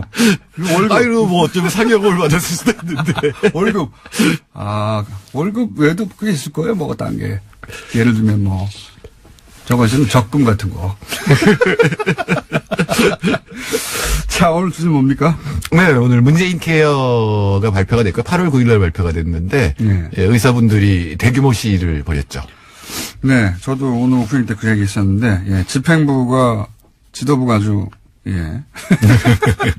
인상적인 분입니다. 그런데 문재인 케어가 뭐냐 하고 그러면 왜 반대하느냐를 간단히 정리해 볼까요? 예. 경제적인 관점에서. 용어를 조금 알아야 되는데 건강보험 보장성이란 말이 있어요. 그러니까 우리 보통 감기 걸려서 가면 한 3, 4천 원 내거든요. 근데 그건 원래는 10,000원쯤 나왔다는 얘기예요. 그중에 6, 7천 원이 보험금이 나온 겁니다. 우리가 보험을 냈으니까. 그게 이제 보장성이에요. 그게 63% 정도인데 그거를 70%까지 올리겠다. 그 얘기는 뭐냐면 보험금을 더 많이 지불하겠다라는 얘기가 되는 거고. 그러려면 뭔가를 줄여야 되잖아요. 그게 뭐냐면 비급여라는 겁니다. 비급여는 어떤 행위에 대해서는 보험금이 지급 안 되는 거예요. 네. 그중에 가장 큰 게 뭐냐면 고가의 의료기기를 쓰는 것들. 그렇죠. 가령 이제 아마 어르신분이 환자인 그 사람들은 알 텐데 보통은 한 1, 2만 원이면 되는데 돈 내는 게 본인 부담금이 어느 돈을 100만 원이 넘는 경우가 있어요. 어르신들 관련 질병들 같은 경우는 검사만 했는데 100만 원이 넘는 경우가 있죠. 검사가 바로 그렇게 고가의 장비를 쓰기 때문에 새로운 증세에 대해서 여러 장비를 썼으면 그게 100만 원이 넘어가거든요. 저도 주사를 맞았는데 몇백만 원이 나오기도 하고요. 예, 그거는 약제 중에 그런 것들이 있습니다. 비급여되는 것들이 있습니다. 예. 진짜 그 소위 가정 경제를 뒤흔드는 건 그런 거예요. 그렇죠. 감기가 아니라. 네, 그러니까 비급여 부분을 급여로 바꾸겠다. 즉 보험을 한다는 얘기는 무슨 얘기냐면 이제는 그 비급여 부분도 심사평가원에서 제대로 한 건지 많이 요구한 건지를 평가해서 보험금을 내주겠다는 얘기거든요. 저는 이제 저희 그 부모님이 중환자셔가지고 사실은 이 문재인 케어 지금 바뀌고 있는 비급여 부분을 급여로 바꾸고 있는 부분. 네네. 혜택을 크게 받고 있습니다. 엄청난 혜택입니다. 사실은 그 가족들한테. 그렇죠. 중환자가 있는 경우는 보통 우리나라는 적지만 미국은 대부분 파산해요. 맞습니다. 네. 우리나라는 건강보험이 그걸 막아주고 있는데 중환자가 있거나 만성병을 앓고 있는 경우에 그 약이 만약에 급여에 들어가지 못하면 엄청납니다. 예, 그러면 매일 먹어야 되는 약. 보통 우리가 감기약 뭐 몇천 원, 만 원, 비싸봐 2만 원 이랬잖아요. 이런 거는 몇백만 원도 아니에요. 그렇죠. 그냥. 네, 그래서 그런 부분들을 급여로 바꿔서 보험금을 지급해서 이제 좀 안심하고 살 수 있도록 해주겠다라는 얘기죠. 몇백만 원을 그럼 몇 달에 몇백만 원보다 생각하시는 분들이 있는데 그게 아니라 주사 한 방에 몇백만 원. 네. 그리고 이게 이제 이런 부분들이 고가 장비를 너무 많이 갖게 하는 그런 경향도 있거든요. 근데 이제 의사분들의 항의도 일리가 있어요. 이거는 뭘 생각하면 되냐면, 왜 홍준표 대표가 진주의료원 폐쇄했잖아요. 적자라고 폐쇄한 거잖아요. 근데 만약에 그런 비급여 부분을 늘리지 않으면 정상적으로 병원을 운영하면 적자가 날 수가 있어요. 그러니까 사적인 병원들은 이런 비급여 부분을 늘려서 적자를 메꾸는 거거든요. 근데 이제 비급여를 없애면 이제 병원이 적자가 된다. 그렇죠. 이런 얘기죠. 병원 입장에서는 이제 이 수가, 의료 수가, 결국은 이제 건보에서 얼마나 주느냐. 네네. 예, 달려 있는데, 이걸 갑자기 그 병원 입장에서는 줄어들면 그 수익이 줄어드는 거죠. 예. 결국 수가 문제예요. 예, 그러니까 보통 이제 공공의료원에서는 그런 고가 장비가 없을 뿐더러 일부러 많이 그걸 갖다가 검사라 그러진 않을 거 아니에요. 예, 그러니까 이제 적자가 나는 거고, 그다음에 여태까지 메꿔 왔는데 그 부분이 없어질 것 같으니까 이제 항의를 하니까 일리가 있는 거죠. 일리가 있는 부분이 있습니다. 예. 그래서 그 부분을 사실 적정 수가로 바꾸는, 수가 제도를 바꿔서 적정 수가로 바꾸는 얘기를 해야 되는 거고, 문재인 대통령도 어제 그 얘기를 했죠. 네. 수가를 해야 한다는 얘기가 오래전부터 있었고요. 네네. 그러니까 이게 이제 병원 입장에서는 보장해주는 급여 부분에 손해낸 거를 비급여 쪽에서 우리가 보전했었는데 이것도 줄여버리면 우리가 어떻게 하란 말이냐 이런 얘기거든요. 네네. 간단하게 말해서 수가 문제입니다. 수가, 수익 또는 뭐 의사 개개인을 보자면 생존권의 문제 뭐 이런 걸로 바라봐서 사실은 정부하고 협상을 하고 조절해야 되는 부분이 맞긴 맞아요. 예. 예를 들어서 그 현장 집회에서의 집행부가 이상한 이력이 있다든가 요건 또 별개의 문제예요. 예, 근데 단순히 이제 수가를 이제 올리긴 올려야 되는데 그거로 해결될 문제만은 아닌 것이 요즘은 마을 의원에 가지를 않잖아요. 그러니까 바로 거기서 이제 이 뭐 증명서 같은 거 받아가지고 바로 이제 대형 병원으로 가잖아요. 그건 사실은 마을에 있는 의원들의 기능이 없어졌다는 얘기거든요. 그러니까 대형 병원 입장에서는 굉장히 환자가 많아질 수밖에 없고 그게 이제 불친절하고 짧은 의료 행위를 하게 되니까 그래서 마을 의원을 살리는 거 굉장히 중요하거든요. 그래서 마을 의원을 살리는 방법이 여러 가지가 있을 텐데 이제 그 의사들의 주장 중에 하나가 이렇게 다 보험으로 처리해주면 전부 다 대학병원으로 온다 이거죠. 네, 그럴 수도 있죠. 네, 그럴 가능성도 있고 왜냐하면 너무 비싸서 못 가던 건데 싸지니까 이제 마을 의원 안 간다는 건데 뭐 그것 때문은 아닐 것 같고요. 그거가 이제 의료 전달 체계라고 전문 용어로 표현합니다. 별거 다 하시네. 네, 잡지식은 깊이가 없어서 그렇죠. 알쓸신잡보다 많이 하시는 것 같은데. 내가 알쓸신잡을 자주 보진 않지만 한 번씩 보면 저 정도는 나도 할 수 있는데. 그렇죠. 총수도 할 수 있는데. 너 부족한데 저거는? 그래서 방법 중에 하나가 이런 거죠. 영국의 경우에는 영국에 가면 외국인도 이 의원을 하나 지정하게 돼 있어요. 거기서 프랙티셔너라고 하는데 그런 게 주치의가 됩니다.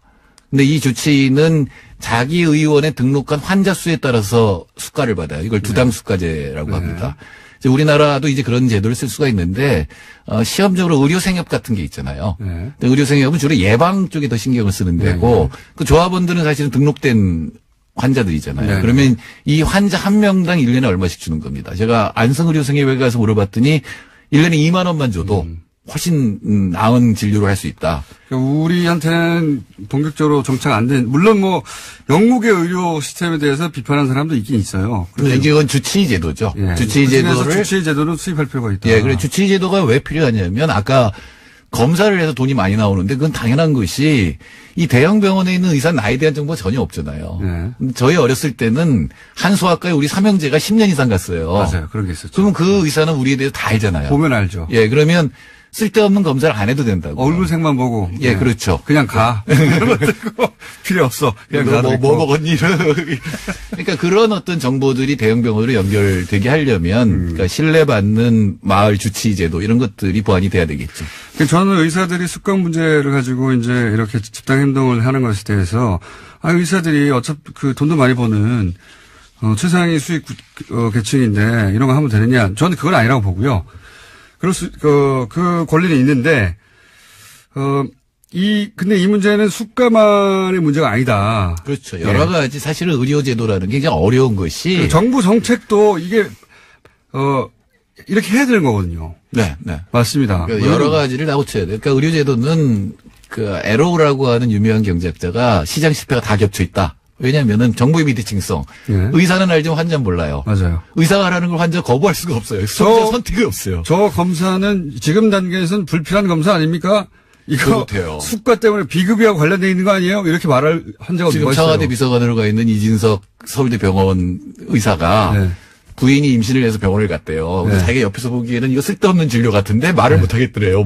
못하죠. 함부로 의사한테 밑보일까봐. 예. 의사조차도. 예, 그런 정보의 비대칭성 이런 것 때문에 이제 심평원이라는 걸 둬서 제3자가 이제 그걸 평가하게 하는 거잖아요.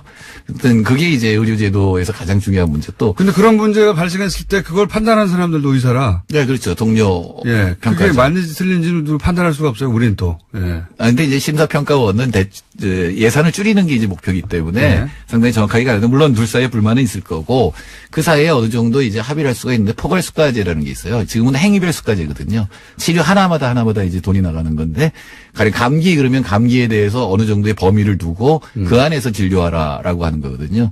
그런 어떤 수가제도를 아까 저는 두당 수가제도 얘기를 했는데 그런 걸 결합하고 주치의제도 같은 것들 이런 것들을 하고 또 국공립병원을 늘려야 돼요. 그것도 안 되는 수 있고. 국공립병원 너무 적어서 군 단위에서는 지금 사실은 아예 출산을 할 수가 없는 정도, 맹장 수술을 할 수가 없는 정도. 거기 들어가고 싶은 환자는 많아요. 네. 가까운 데 가야 되죠. 근데 응급실이 없어서 지금 위험하니까 좀 더 병원을 지방에 이제 늘리는 것, 이런 것들이 이제 과제가 되겠죠. 보장해준다는 말이거든요. 말을 왜 이렇게 어렵게 만드나 몰라. 의료 전달 체제를 누가 알아듣습니까? 이러면. 어쨌든. 근데 청소는 다 알아요. 대단한 겁니다. 이런 보장성을 높이는 것도 당연히 필요한 겁니다. 네, 지금 이제 사실은 진보 쪽에서는 불만인 것이 대통령이 후보시를 80% 한다 그랬거든요. 70%가 갔으니까. 그러니까요. OECD는 80% 넘는 나라 많거든요. 80% 정도 되죠. 대신에 그럼 다 망할게요. 또 아셔야 되는 거는 그분들 훨씬 더 보험료를 많이 내요. 우리가 지금 의료보험료가 낮은 편입니다. 좀 더 내야 됩니다. 의료보험료 조정해야 되고 수가도 조정해야 되고 보장성도 높여야 되고 그다음 말씀하신 새로운 주치제도나 새로운 제도 들여와야 되고 사실은 종합적으로 할 게 되게 많아요. 네. 이제는 의사분들하고 공무원도 있고 그다음에 시민들이 있잖아요. 환자들. 이분들이 모여서 가장 적합한 방법이 뭘까를 좀 토론하고 합의점을 찾아야 될 때가 된 거죠. 저도 의사협회가 정치적 압박을 하는 것도 중요한데 또 한편으로는 테이블에 앉아서 이걸 본격적으로 의논을 해야 한다. 그런 생각이 듭니다. 그런 타이밍이다. 네, 의사분들한테 제가 부탁하고 싶은 거는 뭐만 나오면 사회주의래요. 그 얘기 좀 안 했으면 좋겠어요. 정태인 소장님이었습니다. 안녕. 네.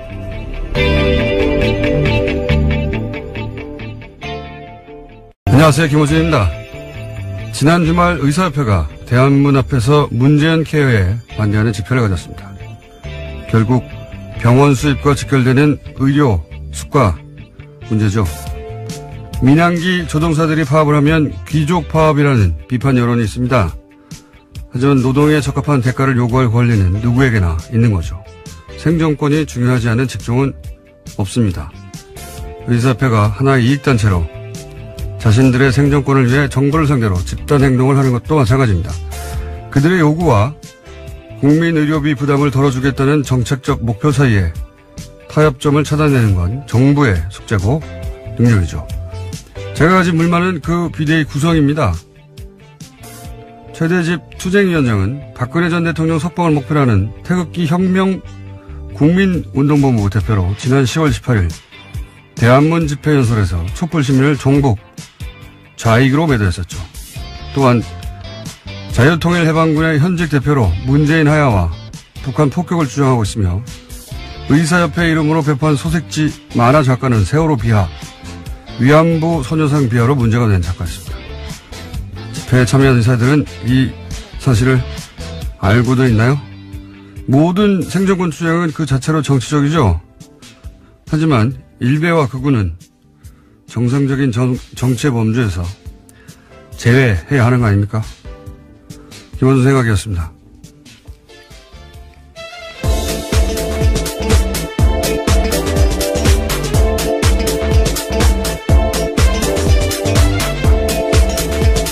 시사인의 김은지입니다. 네. 의사협회 집회 그 자체는 저는 문제가 없다고 생각하는데, 예. 예를 들어서 그 만화 작가는 SNS를 이런 식으로 하던 작가예요. 서울에서 가장 맛있는 돼지고기 집이라 단원한다. 여기서 단원은 단언 아니냐. 이렇게. 그런 논란이 불거졌죠. 예. 그게 아니다. 단원고라고. 단원고 학생들을 명백하죠. 비하한 거고. 세월호에 대한 비하는 뭐 이해도 많습니다. 소녀상에 대해서도 머플러, 소녀상에 들러서 머플러가 화제가 되니까 뭐 돈가스집, 오뎅집, 우동집, 수수집 앞마다 세워라. 그리고 피자도 배달시켜주고 잘생긴 소녀상도 옆에 세워줘라. 뭐 이런 비아냥을 해서 크게 논란이 됐던 전형적인 일베 작가인데 그 의협이 소식지로 투쟁이가 소식지로 뿌린 만화가 이분이 그린 거예요. 예. 투쟁위원장도 성향은 뭐 말할 것도 없이 자유 들어간 단체들은 다 극우 성향을 의심해봐야 된다. 저희가 몇 번이나 얘기했었는데 자유통일해방군 네, 대표입니다. 네, 해방까지 들어갔네요. 네. 단체명 아주 스펙타클하지 않습니까? 자유통일해방. 예. 여기서 이제 북한 폭격하라든지 문재인 하야라든지 박근혜를 석방하라든지 지금도 주장하고 있는 박사모 중에서도 아주 극렬 박사모죠. 예. 모든 조직을 자기의 이제 정치적, 극우적 정치색을 구현하는 도구로 활용하신 분인데, 여비 이걸 알고서 투쟁위원장으로 한 건지, 예. 대정부 협상력을 높이는 게 아니라 정반대가 될 수 있다. 저는 그렇게 생각합니다. 자, 첫 번째 뉴스는 뭡니까? 네, 다스는 누구 겁니까? 라는 질문에 대해서요, 하나의 답이 나왔습니다. 이명박 전 대통령 집안에서 18년 동안 운전을 했던 인사의 이야기인데요. 다스는 이명박 전 대통령 거라는 겁니다. 해당 인사는 김종백 씨인데요. 이번 주 시사인 보도입니다. 김 씨는 1997년부터 2015년까지 이상은 회장의 운전기사였습니다. 요 사안은 저희가 이제 다음 주 월요일 주재 기자가 나와서 직접 자세히 얘기할 텐데 시사인 특종이니까 첫 번째로 소개하는군요. 굉장히 중요한 뉴스니까요. 중요한 뉴스이기도 하죠. 네. 왜냐하면은 과거 이제 정치인들 관련한 그 비위가 폭로되고 하는 것도 대부분 운전기사, 예, 운전기사가 사실은 굉장히 오랜 시간을 같이 하잖아요. 예, 그래서 이제 그쪽 통화라든가 더구나 이분은 18년간이나 집안일도 했었기 때문에 심부름. 네, 예. 집사 노릇을 했다라고 하는데요. 그래서 청와대를 오고 가는 데 있어서 메신저 역할도 했다고 합니다. 이분이 한 이야기 중에 제가 보기에 가장 중요한 것은 실정법과 관련해서 다스 특검팀이, BBK 특검팀이 다스 비자금을 알고도, 묻었다. 이런 이야기는 여러 번 했는데, 여기 관련된 이야기를 이분이 또 했어요. 그러니까, 특검이 다스의 조사 나오는 거를 알고 있었고, 예, 압수수색 할 것을. 예, 날짜까지 알고 있었다라는 예, 겁니다. 그 직전에 트럭 세대 분량 서류를 직전에 파기했다. 이런 이야기. 또, 대통령 되기 전에도 다스에 대한 보고를 누가 특정해서 보고를 했고, 이명박 전 대통령에게. 그리고 청와대에 있을 때도 신학수 감사와 이모 감사가 청와대 민정수석실 다스 담당자의 BBK 관련 보고를 하는 걸 본인이 봤다. 예, 이건 전원이 아니고 본인이 봤다는 겁니다. 네, 시간 장소가 특정되어 있기 때문에 굉장히 구체적인 진술들이 많습니다. 운전기사만이 말할 수 있는 이야기들이죠. 직접 운전해서 갔기 때문에. 그리고 보고를 봤다는 거죠. 예, 또 이번 주 시사인을 보시면요. 이 운전기사뿐만이 아니라 이명박 전 대통령을 운전했던 사람이 운전기사의 또 다른 인터뷰도 실려 있는데요. 네, 운전기사 두 번을 인터뷰했더라고요. 네. 네. 그 운전기사 잡기가 쉽지 않은데 주준이는 악마예요. 열심히 취재하고 있습니다. 자, 그리고 JTBC도, 지금, 다스 관련해서는 뉴스공장하고 JTBC를 통해서, 또다시. 그렇죠. 예기치 못한 나비 효과가 있을 수 있다. 장시호 씨, 입을 주목해야 된다. 그런 생각이 듭니다. 자. 네. 우전 사장 같은 경우는 과거에는 개인적으로 모르는 사이라면서 국회 나가서 의혹을 부인한 바가 있는데요. 장시호 씨가 이 의혹의 도장을 찍어준 거죠. 그리고 이제 삼성 관련해서도 아마 장시호 씨가 증인으로 채택되거나 할 수 있는데, 기대됩니다. 다음 뉴스는요? 네, 최순실 씨의 독일 조력자로 지목된 인사가 데이비드 윤인데요. 검찰이 이 사람을 인터폴에 적색 수배했다라고 TV조선이 보도했습니다. 최순실 씨를 내세워서 부동산 개발업자에게 뒷돈을 받은 혐의라고 하는데요. 이 사람은 최순실 씨의 해외재산 관련된 키맨으로 꼽히기도 합니다. 요거는 국내에서 국내 개발업자와 3억을 나누고 성공보수 50억을 약속받고 하는 그런 혐의인데, 이분은 이제 오래전부터 최순실 사태 초기부터 독일에서의 재산 은닉 관련해서 키맨이다. 안원고 총장도 계속 주장을 했었고, 그런데 이제 독일이 아니라 한국에서 이분이 거의 독일에서 평생 사신 분인데 한국의 개발업자와 성공보수 50억을 놓고 이야기 나눌 만한 그런 커리어가 없어요. 그런데 이제 최순실 씨가 그 뒤에 혹은 최순실을 팔아서 둘 중에 하나죠. 아마도 독일 은닉 재산 수사의 출발점이 될 수도 있겠다. 근데 지금 독일에서 안 돌아오고 있으니까요. 네, 그 고소인 진술도 검찰이 확보했는데요. 그 과정에서 여러 차례 최순실 씨를 언급하면서 담당 공무원에게 힘써줄 수 있다라는 이야기를 했다고 합니다. 그러면서 국토부 관계자들과 접촉한 정황도 있다라고 합니다. 최순실 씨가 실세인 걸 알고 있었던 거죠. 독일 은닉 재산의 출발점이 될 수 있기 때문에 이분은 소재가 확인되기 굉장히 어려울 것 같다. 저는 그렇게 생각이 되고. 현재 여권은 무효화시켰다라고 합니다. 검찰에서요. 아니면 독일에만 있으면 되니까요. 그리고 EU가 내에만 있어도 되니까. 안원고 총장님 독일 가겠네요, 또. 자, 다음 뉴스는요? 네, 우병우 전 민정수석이 출판문학계 블랙리스트에도 관여했다라는 한국일보 보도인데요. 서울중앙지검 국정원 수사팀은 어제 우 전 수석에 대해서 사전구속영장 청구했습니다. 그런데 여기에요. 과학계의 불법 사찰뿐만 아니라 출판문학의 사찰 내용까지 포함됐다라고 합니다. 우 전 수석은 지난해 7월 달에 한국출판문화산업진흥원이 발표했던 세종도서와 관련해서요. 소위 자편향으로 분류되는 도서와 저자들을 사찰하고 검열하도록 국정원을 독려했다라고 합니다. 당시 세종도서에는 윤희상 평론가 세월호 참사를 다룬 서적 등이 포함됐다라고 합니다. 이 정도 되면 관여 안 한 게 뭐냐 이렇게 물어야 돼요. 안 한 게 없어요. 출판까지 참. 이 영장까지 기각이 되면 저는 이번에는 영장 판사들이 중요한 시험대에 올랐다 이렇게 봅니다. 이 영장까지 기각되느냐. 3차 이 영장까지 세 번째입니다. 기각되면 3차까지 영장이 신청된 경우도 제가 들어본 적 없는 것 같은데 후폭풍이 상당할 것이다. 시험대 올라오는 것 같습니다. 이정열 판사가 또 출연이 예정된 사안이고요. 다음 뉴스는 뭔가요? 네, 박근혜 정부 청와대에 대한 국정원의 특수활동비 상납에서 최경환 의원이 개입한 정황을 검찰이 포착했다고 SBS가 보도했는데요. 최 의원이 국정원에 청와대 상납금을 늘려달라고 요구했다라는 겁니다. 남재준 전 원장 때 매달 5천만이었던 청와대 상납금이 이병기 전 원장 때 1억 원으로 그러니까 2배 뛰거든요. 그런데 여기 배경에는 최경환 의원이 있었다라는 겁니다. 본인 1억 받은 거 외에 청와대에 상납했던 돈을 2배로 늘린 것도 최경환 의원의 역할이었다 하는 게 검찰 주장이네요. 근데 재밌는 게 지금 현역 의원이고 지금 그렇죠. 국회가 또 회기 중이거든요. 예, 회기 중에는 불체포 특권이 있어요. 그래서 이제 국회에서 과반 출석의 과반 동의로 그렇죠. 이 체포 동의안이 통과돼야 되는데 통상의 상황이라면 이제 자유한국당이 결사 반대할 텐데, 근데 이제 정권이 탄압한다면서 굉장히 큰 소재를 쓰겠죠. 근데 지금은 이제 홍준표 대표의 이제 친박 총선에 도움이 되는 사안이거든요.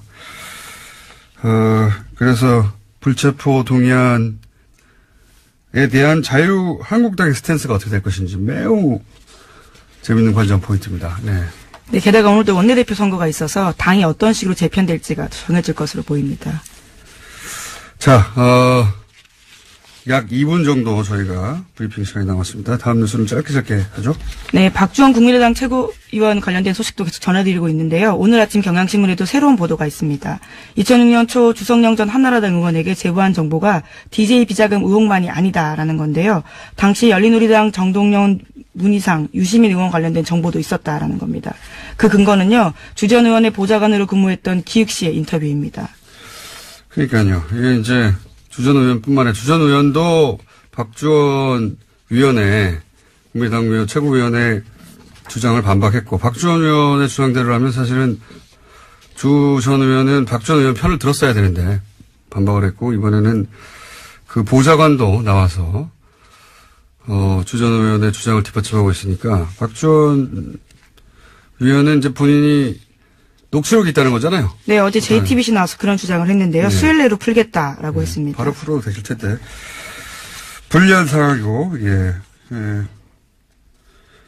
논리적으로만 따지자면 박주원 의원이 이기기 힘든 상황인 것 같은데요. 예. 자, 요 사안은 저희가 3부에서도 추가적으로 잠깐 다룰 예정이고요.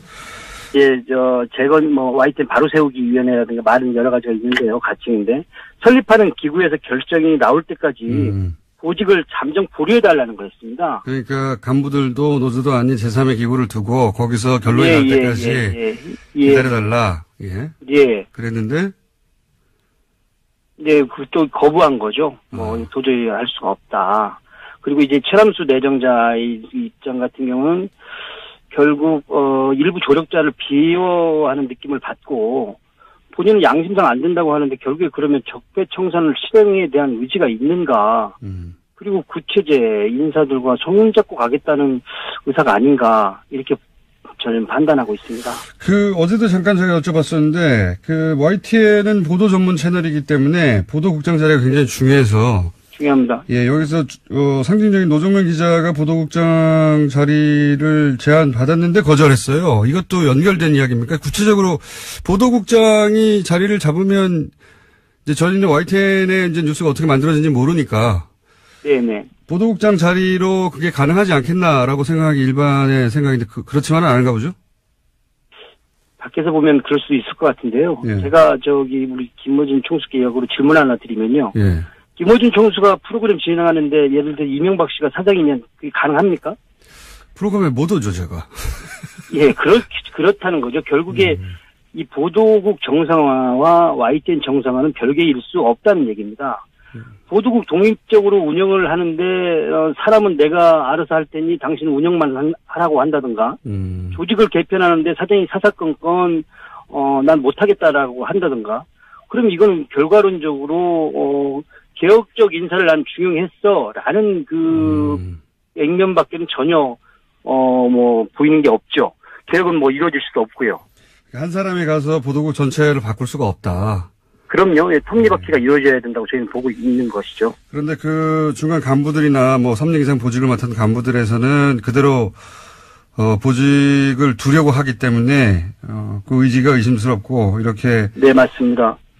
그래서 이제 기자 한 명 거기 상징적으로 꽂는 것으로 대충 타협하고 넘어갈 일이 아니다. 이런 이야기네요. 예, 맞습니다. 그러면 마지막 질문인데요. 예, 그러면 이제 비대위 체제로 바뀌어서 어떻게 하는 건가요? 지금 저희 입장에서는 모든 가능성을 열어놓고 지금 대응할 생각입니다. 이게 저희가 실제로 이명박 9년도 험난한 시절도 마다 않고 처절하게 공정방송을 위해 싸웠던 사업장 아니겠습니까? 최남수 내정자가 들어온다는 것은 곧 공정방송이나 적폐청산, 변화 개혁도 저희는 못한다고 판단했고 선명적으로 선언한 입장입니다. 따라서 모든 가능성을 열어놓고 이 부분에 초점을 가할 생각이고요. 저희 지금 비대위가 우리 회사의 직능단체 그리고 주니어 그룹들 더불어 전직 집행부가 대거 참여한 광범위한 조직이기 때문에 향후 이런 투쟁에 맞서서 냉정하고 그리고 이 가능성을 결과물이 나올 수 있도록 이렇게 투쟁하겠습니다. 알겠습니다. 이 기회를 놓칠 수 없다. 다른 방송국은 정상화되어 가는데 우리는 그대로다. 이런 위기의식이 있는 거군요. 당연합니다. 예. 네. YTN 상황은 저희가 지속적으로 짚어가겠습니다. 오늘 여기까지 듣겠습니다. 감사합니다. 감사합니다. 네. 지금까지 언론노조 YTN 지부의 박진수 위원장이었습니다.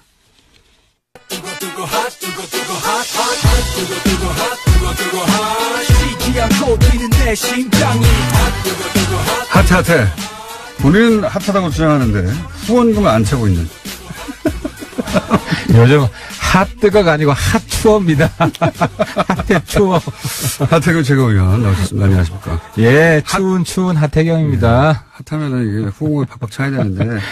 후원금이 너무 없습니다. 추워 죽겠습니다. 페이스북에 화제가 됐어요. 하태경의 후원금 10만 원만 보태주세요. 완전 불쌍한 표정으로 사진 딸랑 올려놓고. 요즘 KTX 입석 타고 다닌다고 소문났어요. 자, 하태경 의원을 혹시라도 지지하시는 분들은 방송을 듣는 즉시 10만 원까지 돌려받거든요. 예. 예, 그래서 그렇습니다. 예. 그래서 10만 원들을 다 얘기하는 거고요. 그리고 이제 오시자마자 잠깐 그 시그널 나가는 사이에 그러니까 바른정당이 자유한국당으로 흡수된다 이런 얘기들이 많은데 그게 아니라 자유한국당에서 바른정당으로 오고 싶어 하는 분들이 여전히 존재한다. 지난번 일주일 전 방송에서 네. 제가 이제 한국당 의원 명단들 쭉 살펴보니까 네. 데려오고 싶은 사람 없더라라고 네. 해서 제가 엄청난 항의에 시달렸습니다. 설마. 진짜로 항의에 시달렸습니다. 그래서 나 가고 싶어라고 말하는 사람이. 그 중에서 왜 내 이름 빼냐. 네. 거명해달라라고 한 분이 있어가지고. 그래요? 오늘 이 자리에서 말씀드려야 됩니다. 그러니까 지금 상황에서도 자유한국당에서 바른정당으로 오고 싶어 하는. 간절히. 근데 못 오는 거 보고 비례대표인가 보죠? 너무. 루치가 빠르죠? 너무 대단하시네. 비례고요. 네. 뭐 익히 아는 분들도 있을 텐데 좀 잊혀졌어요 최근에. 네, 김연아 의원. 네. 김연아 의원께서 왜 내 이름을 빼냐. 그래서 앞으로 우리 의총에도 참석하고 싶다. 연락해달라. 의총에 자유한국당 소속이지만 바른정당 의총. 네. 바른정당 의총이야 뭐 길거리에서 복도에서 만나면 의총 된다면서요. 근데 김연아는 정말 여장부예요. 알겠습니다. 얼마나 그 등살에 시달리는지. 어느 날 한번 같이 바이 게스트로 해가지고 같이 한번 모시고 나오시죠. 좋죠. 예. 김연아 굉장히 코너 안에서 내가 미니 코너를 하겠다고 해서 모시고 나와도 좋습니다. 자, 제목 정도 얘기하면 끝날 것 같습니다. 하나 정도 더. 그런가요? 그럼 트럼프 소식과 뉴스공장 소식이 있는데요. 뉴스공장 소식을 좀 먼저 전해드리겠습니다. 뉴스공장 소식이요? 네, 뉴스공장이 또 하나의 기록을 세웠다라고 하는데요. 지난 주말에 팟캐스트 누적 다운로드 수 10억 건을 돌파했다라고 합니다. 1년 좀 넘는 기간 동안요? 예. 두 자릿수에 이어서요. 이번에 10억 다운로드 돌파했다라고 합니다. 뭐랄까요? TBS 사장님 하청 브리핑 같은데요? 네. 굉장히 뉴스 가치가 있다고 생각해서요. 10억 돌파. 예. 그러면 기념으로 저희가 선물을 받겠습니다. 네? 누구한테요? 보통은 이런 행사를 이제 청취자 여러분들을 향한 선물을 주는데, 저희는 이제 얼마나 좋냐, 이런 방송이 있어져서 선물을 받기로 하겠습니다. 고개 선물이 들어올 것 같은 느낌이 드는데요. 자, 트럼프 소식은 뭡니까? 예, 성폭력 피해 고발 운동이 미투와 관련된 소식은 전해드린 바가 있는데요. 이와 관련해서 트럼프 대통령도 미투에 고발을 당했다라는 겁니다.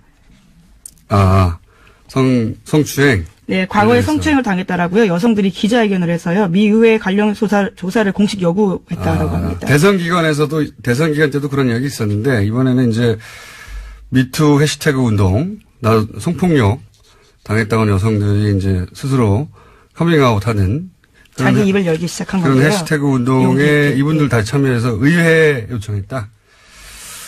관련해서 재미있는 이야기들이 좀 있는데. 러시아와도 관련된 이야기가 있고, 시간이 없네요. 재밌는데, 다음 시간, 내일 하는 걸로. 여기까지 하겠습니다. 시사인의 김은지였습니다. 감사합니다. 자, 바로 이어서 어제도 저희가 돌발 영상 PD를 하다가 징계를 받았던 임장혁 기자와 YTN 이야기를 나눴었는데, 일반 기자의 입장을 들어봤고, 오늘은 노조 관련 얘기가 어제도 많이 나와서, 예. YTN, 언론노조 YTN 지부의 박진수 위원장 전화 연결해서 이야기 좀 나눠보겠습니다. 안녕하십니까? 네, 안녕하십니까? 네, 어제 기본적인 분위기 이야기는 나눴는데 왜 최남수 사장 내정자를 사내에서 반대하느냐 이야기는 나눴는데 이제 노조 관련해서는 이제 노조 대표가 아니다 보니까 답하기 어렵다 하셔가지고 저희가 보완 인터뷰를 하겠습니다. 자, 예. 비대 체제로 전환했다. YTN이 이게 무슨 의미입니까? 뭐가 달라지나요? 예, 정식 명칭 비상대책위원회고요. 네. YTN 산업이 이 체제 전환이라는 건 결국 회사가 위기라고 저희는 판단한 겁니다. 네. 지난 부적격자인 최남수 사장 내정을 막고 사내 적폐 세력들의 퇴진 없이는 더 이상 방법이 없다. 따라서 이를 위해서 구성원들과 함께 요구하고 주장하고 같이 힘을 모으겠다. 간단히 말하면 이제 총력 투쟁하겠다. 이렇게 보시면 되고요. 이것이 YTN 바로 세우기를 위해서 불가피한 선택이라는 것이 저희들의 판단이고 구성원들의 요구입니다. 게다가 MBC에서는 이제 사장이 선임됐고 KBS도 이제 이사 한 분이 아마도 해임이 될 것 같으니까 예. 여야 숫자가 바뀌어서 KBS 문제도 일단락이 될 것 같은데요. 길이 보이는데 그런데 YTN에서 어제도 임장혁 기자가 잠깐 얘기하긴 했습니다만 노조의 공식 입장을 듣고 싶은데 최남수 사장 내정자를 반대하는 이유는 뭔가요? 그게 이제 두 가지로 설명드릴 수 있겠는데요. 첫 번째는 저희가 이명박근혜 정권 9년 동안 언론장악을 가장 고통받았던 언론사 아니겠습니까? 이런 곳의 사장의 최우선 과제는 구체제, 따라서 이 적폐 청산을 어떻게 실행할 의지가 있는가와 변화와 개혁을 할 수 있는가 이 부분입니다. 그러나 이 부분, 이 최남수 내정자 이 부분 때부터 저희는 반대했던 것이 이분이 YTN에 어려울 때 계속 두 번이나 뛰쳐나갔고 또 소위 이제 저희는 팔령병이라고 부르는데요. 팔령병. 회사와 조직에 대한 이해가 없고 재건을 할 적임자가 아니라는 판단입니다. 결국 그렇기 때문에 청산도 변화와 개혁도 어렵다는 것이 이제 저희들의 생각이고요. 주장입니다. 또 하나는 이분의 과거 행적인데요. 이분이 머니투데이 MTN이라는 경제방송 시절에 보도본부장, 부사장, 사장까지 역임을 했어요. 네. 그런데 본부장 시절 지금 칼럼이 대거 확인되고 있는데요. 어제도 임장혁 기자가 말씀드렸지만 이명박 재산 헌납 발표라 위대한 부자의 아름다운 선행이라고 한다든가 예. 4대강을 잘 마무리해서 자전거도로 연결되는 것이 꿈만 같다고 이렇게 얘기를 한다든가 꿈만 같다. 그리고 허위사실로 밝혀진 노무현 논두렁식의 이런 걸 조롱한다든가 도저히 개혁 인사라고도 볼 수 없고 그리고 촛불 항쟁의 결과물로 나타나는 리더인지 납득이 안 간다는 거죠. 그리고 그 칼럼 쓴 시기가 공교롭게도 YTN 제일 이명박 정부한테 유린당하고 힘들 때 어제 임장혁 기자, 노종면 기자 이런 분이 불법 체포당하고 제일 고초 심할 때였어요. 이건 기자들이 체포됐었죠 그때. YTN 예, 체포됐었죠. 예, 그런 상황이었기 때문에 이거 정서적으로 우리가 과연 감당하고 이해하겠는가 이런 부분입니다. 노조에서는 그 9년간 최소한 3년 이상 보직을 맡았던 간부들은 보직 보류, 해임도 아니고, 보직 보류를 요청하고 있는 걸로 아는데, 이에 대해서 최남수 내정자의 입장을 들어보고 방향을 결정하겠다. 그게 네. 얼마 전에 보도했던 걸 기억하는데, 입장이 어떻게 나왔나요? 참 어렵게 협상은 했는데요. 예. 최남수 씨하고 제가 지금 지난 8년, 만 8년이죠. YTN 보도 공정성이 훼손됐고, 노사관계가 심각하게 문제가 있다는 거는 서로 동의를 했어요. 예. 그런데 여기에 책임있던 인사들에 대해서 이 체제에서 주요 실국장을 맡거나 보직을 누렸던 간부들, 그것도 3년 이상에 누렸던 간부들에게 씨가 사실은 거의 시사인이 또 같이 하고 있는데요. 네, 시사인 네. 띄워줄게요. 이렇게 빼놓으시길래 깜짝 놀랐습니다. 네, 시사인이 소스를 가져오죠. 예. 조지루 기자가. 자, 보도를 계속하고 있는데 어제 재밌는 보도 하나 나왔습니다. JTBC에서. 네, 또 다스와 관련된 소식들이 있는데요. 이명박 전 대통령의 선거에서 다스 직원들이 조직적으로 동원된 정황이 있다라는 겁니다. 1996년에 서울 종로 국회의원 선거, 2002년 서울시장 선거에서 다스 직원 십수명이 동원됐다라는 복수의 증언을 확보했다는 건데요. 선거에 동원된 직원들의 급여도 다스에서 나갔다라고 합니다. 다스 취재가 왜 다른 곳에서 잘 안 나오냐면 굉장히 어려워요. 왜냐하면 벌써 5년 전 특검을 받았고 그때 문제가 되는 건 다 털었단 말이죠. 다 털었는지는 하지만 대다수가 털렸고 그러다 보니까 이 BBK 사건에 이런 건 10몇 년 전이고 5년 전에 이미 한번 특검을 받았던 곳이고 그리고 그때 대통령이 직접 커버를 했고 그러다 보니까 증거인멸이 굉장히 꼼꼼하게 잘 됐어요. 예를 들어 주진희 기자처럼 거의 10년 가까이 이 사안을 파고 있었다든가 그렇지 않으면은 새로운 사실 밝혀내기가 쉽지 않은 사안이다. 근데 이 JTBC가 어제 얘기한 선거 때 다스 직원이 동원됐다. 다스의 주인도 아닌데 게다가 그 급여는 다스에서 나갔다. 예, 돈도 줬다라는 거죠. 예, 이게 이제 실정법만 따지면 선거법 위반이지만 이제 공소시효는 그건 다 됐고 중요한 건 그 실정법 위반 부분이 아니라 선거법 위반 부분이 아니라 이랬다는 얘기는 이제 다스 실소유주를 또 한 번 드러내는 정황인 거죠. 실소유주가 되면 도곡동 땅의 주인이 되기도 하고 그리고 BBK 주인이 되기도 하고 동시에 그렇다면 옵셔널 벤처스의 주가 조작에 최소한 공범이 되는 건데 그 실소유주가 이건 공소시효가 나왔어요. 그리고 이제 120억 비자금 관련해서도 공소시효가 2월 말까지 남아있고. 네, 얼마 안 남았습니다. 요 사안들은 급여가 다스에서 나갔다 이 자체가 중요한 게 아니라 이러한 공소시효가 남아있는 범죄의 정황 증거가 될 수 있는 증인들이 될 수 있는 사안들인 거죠.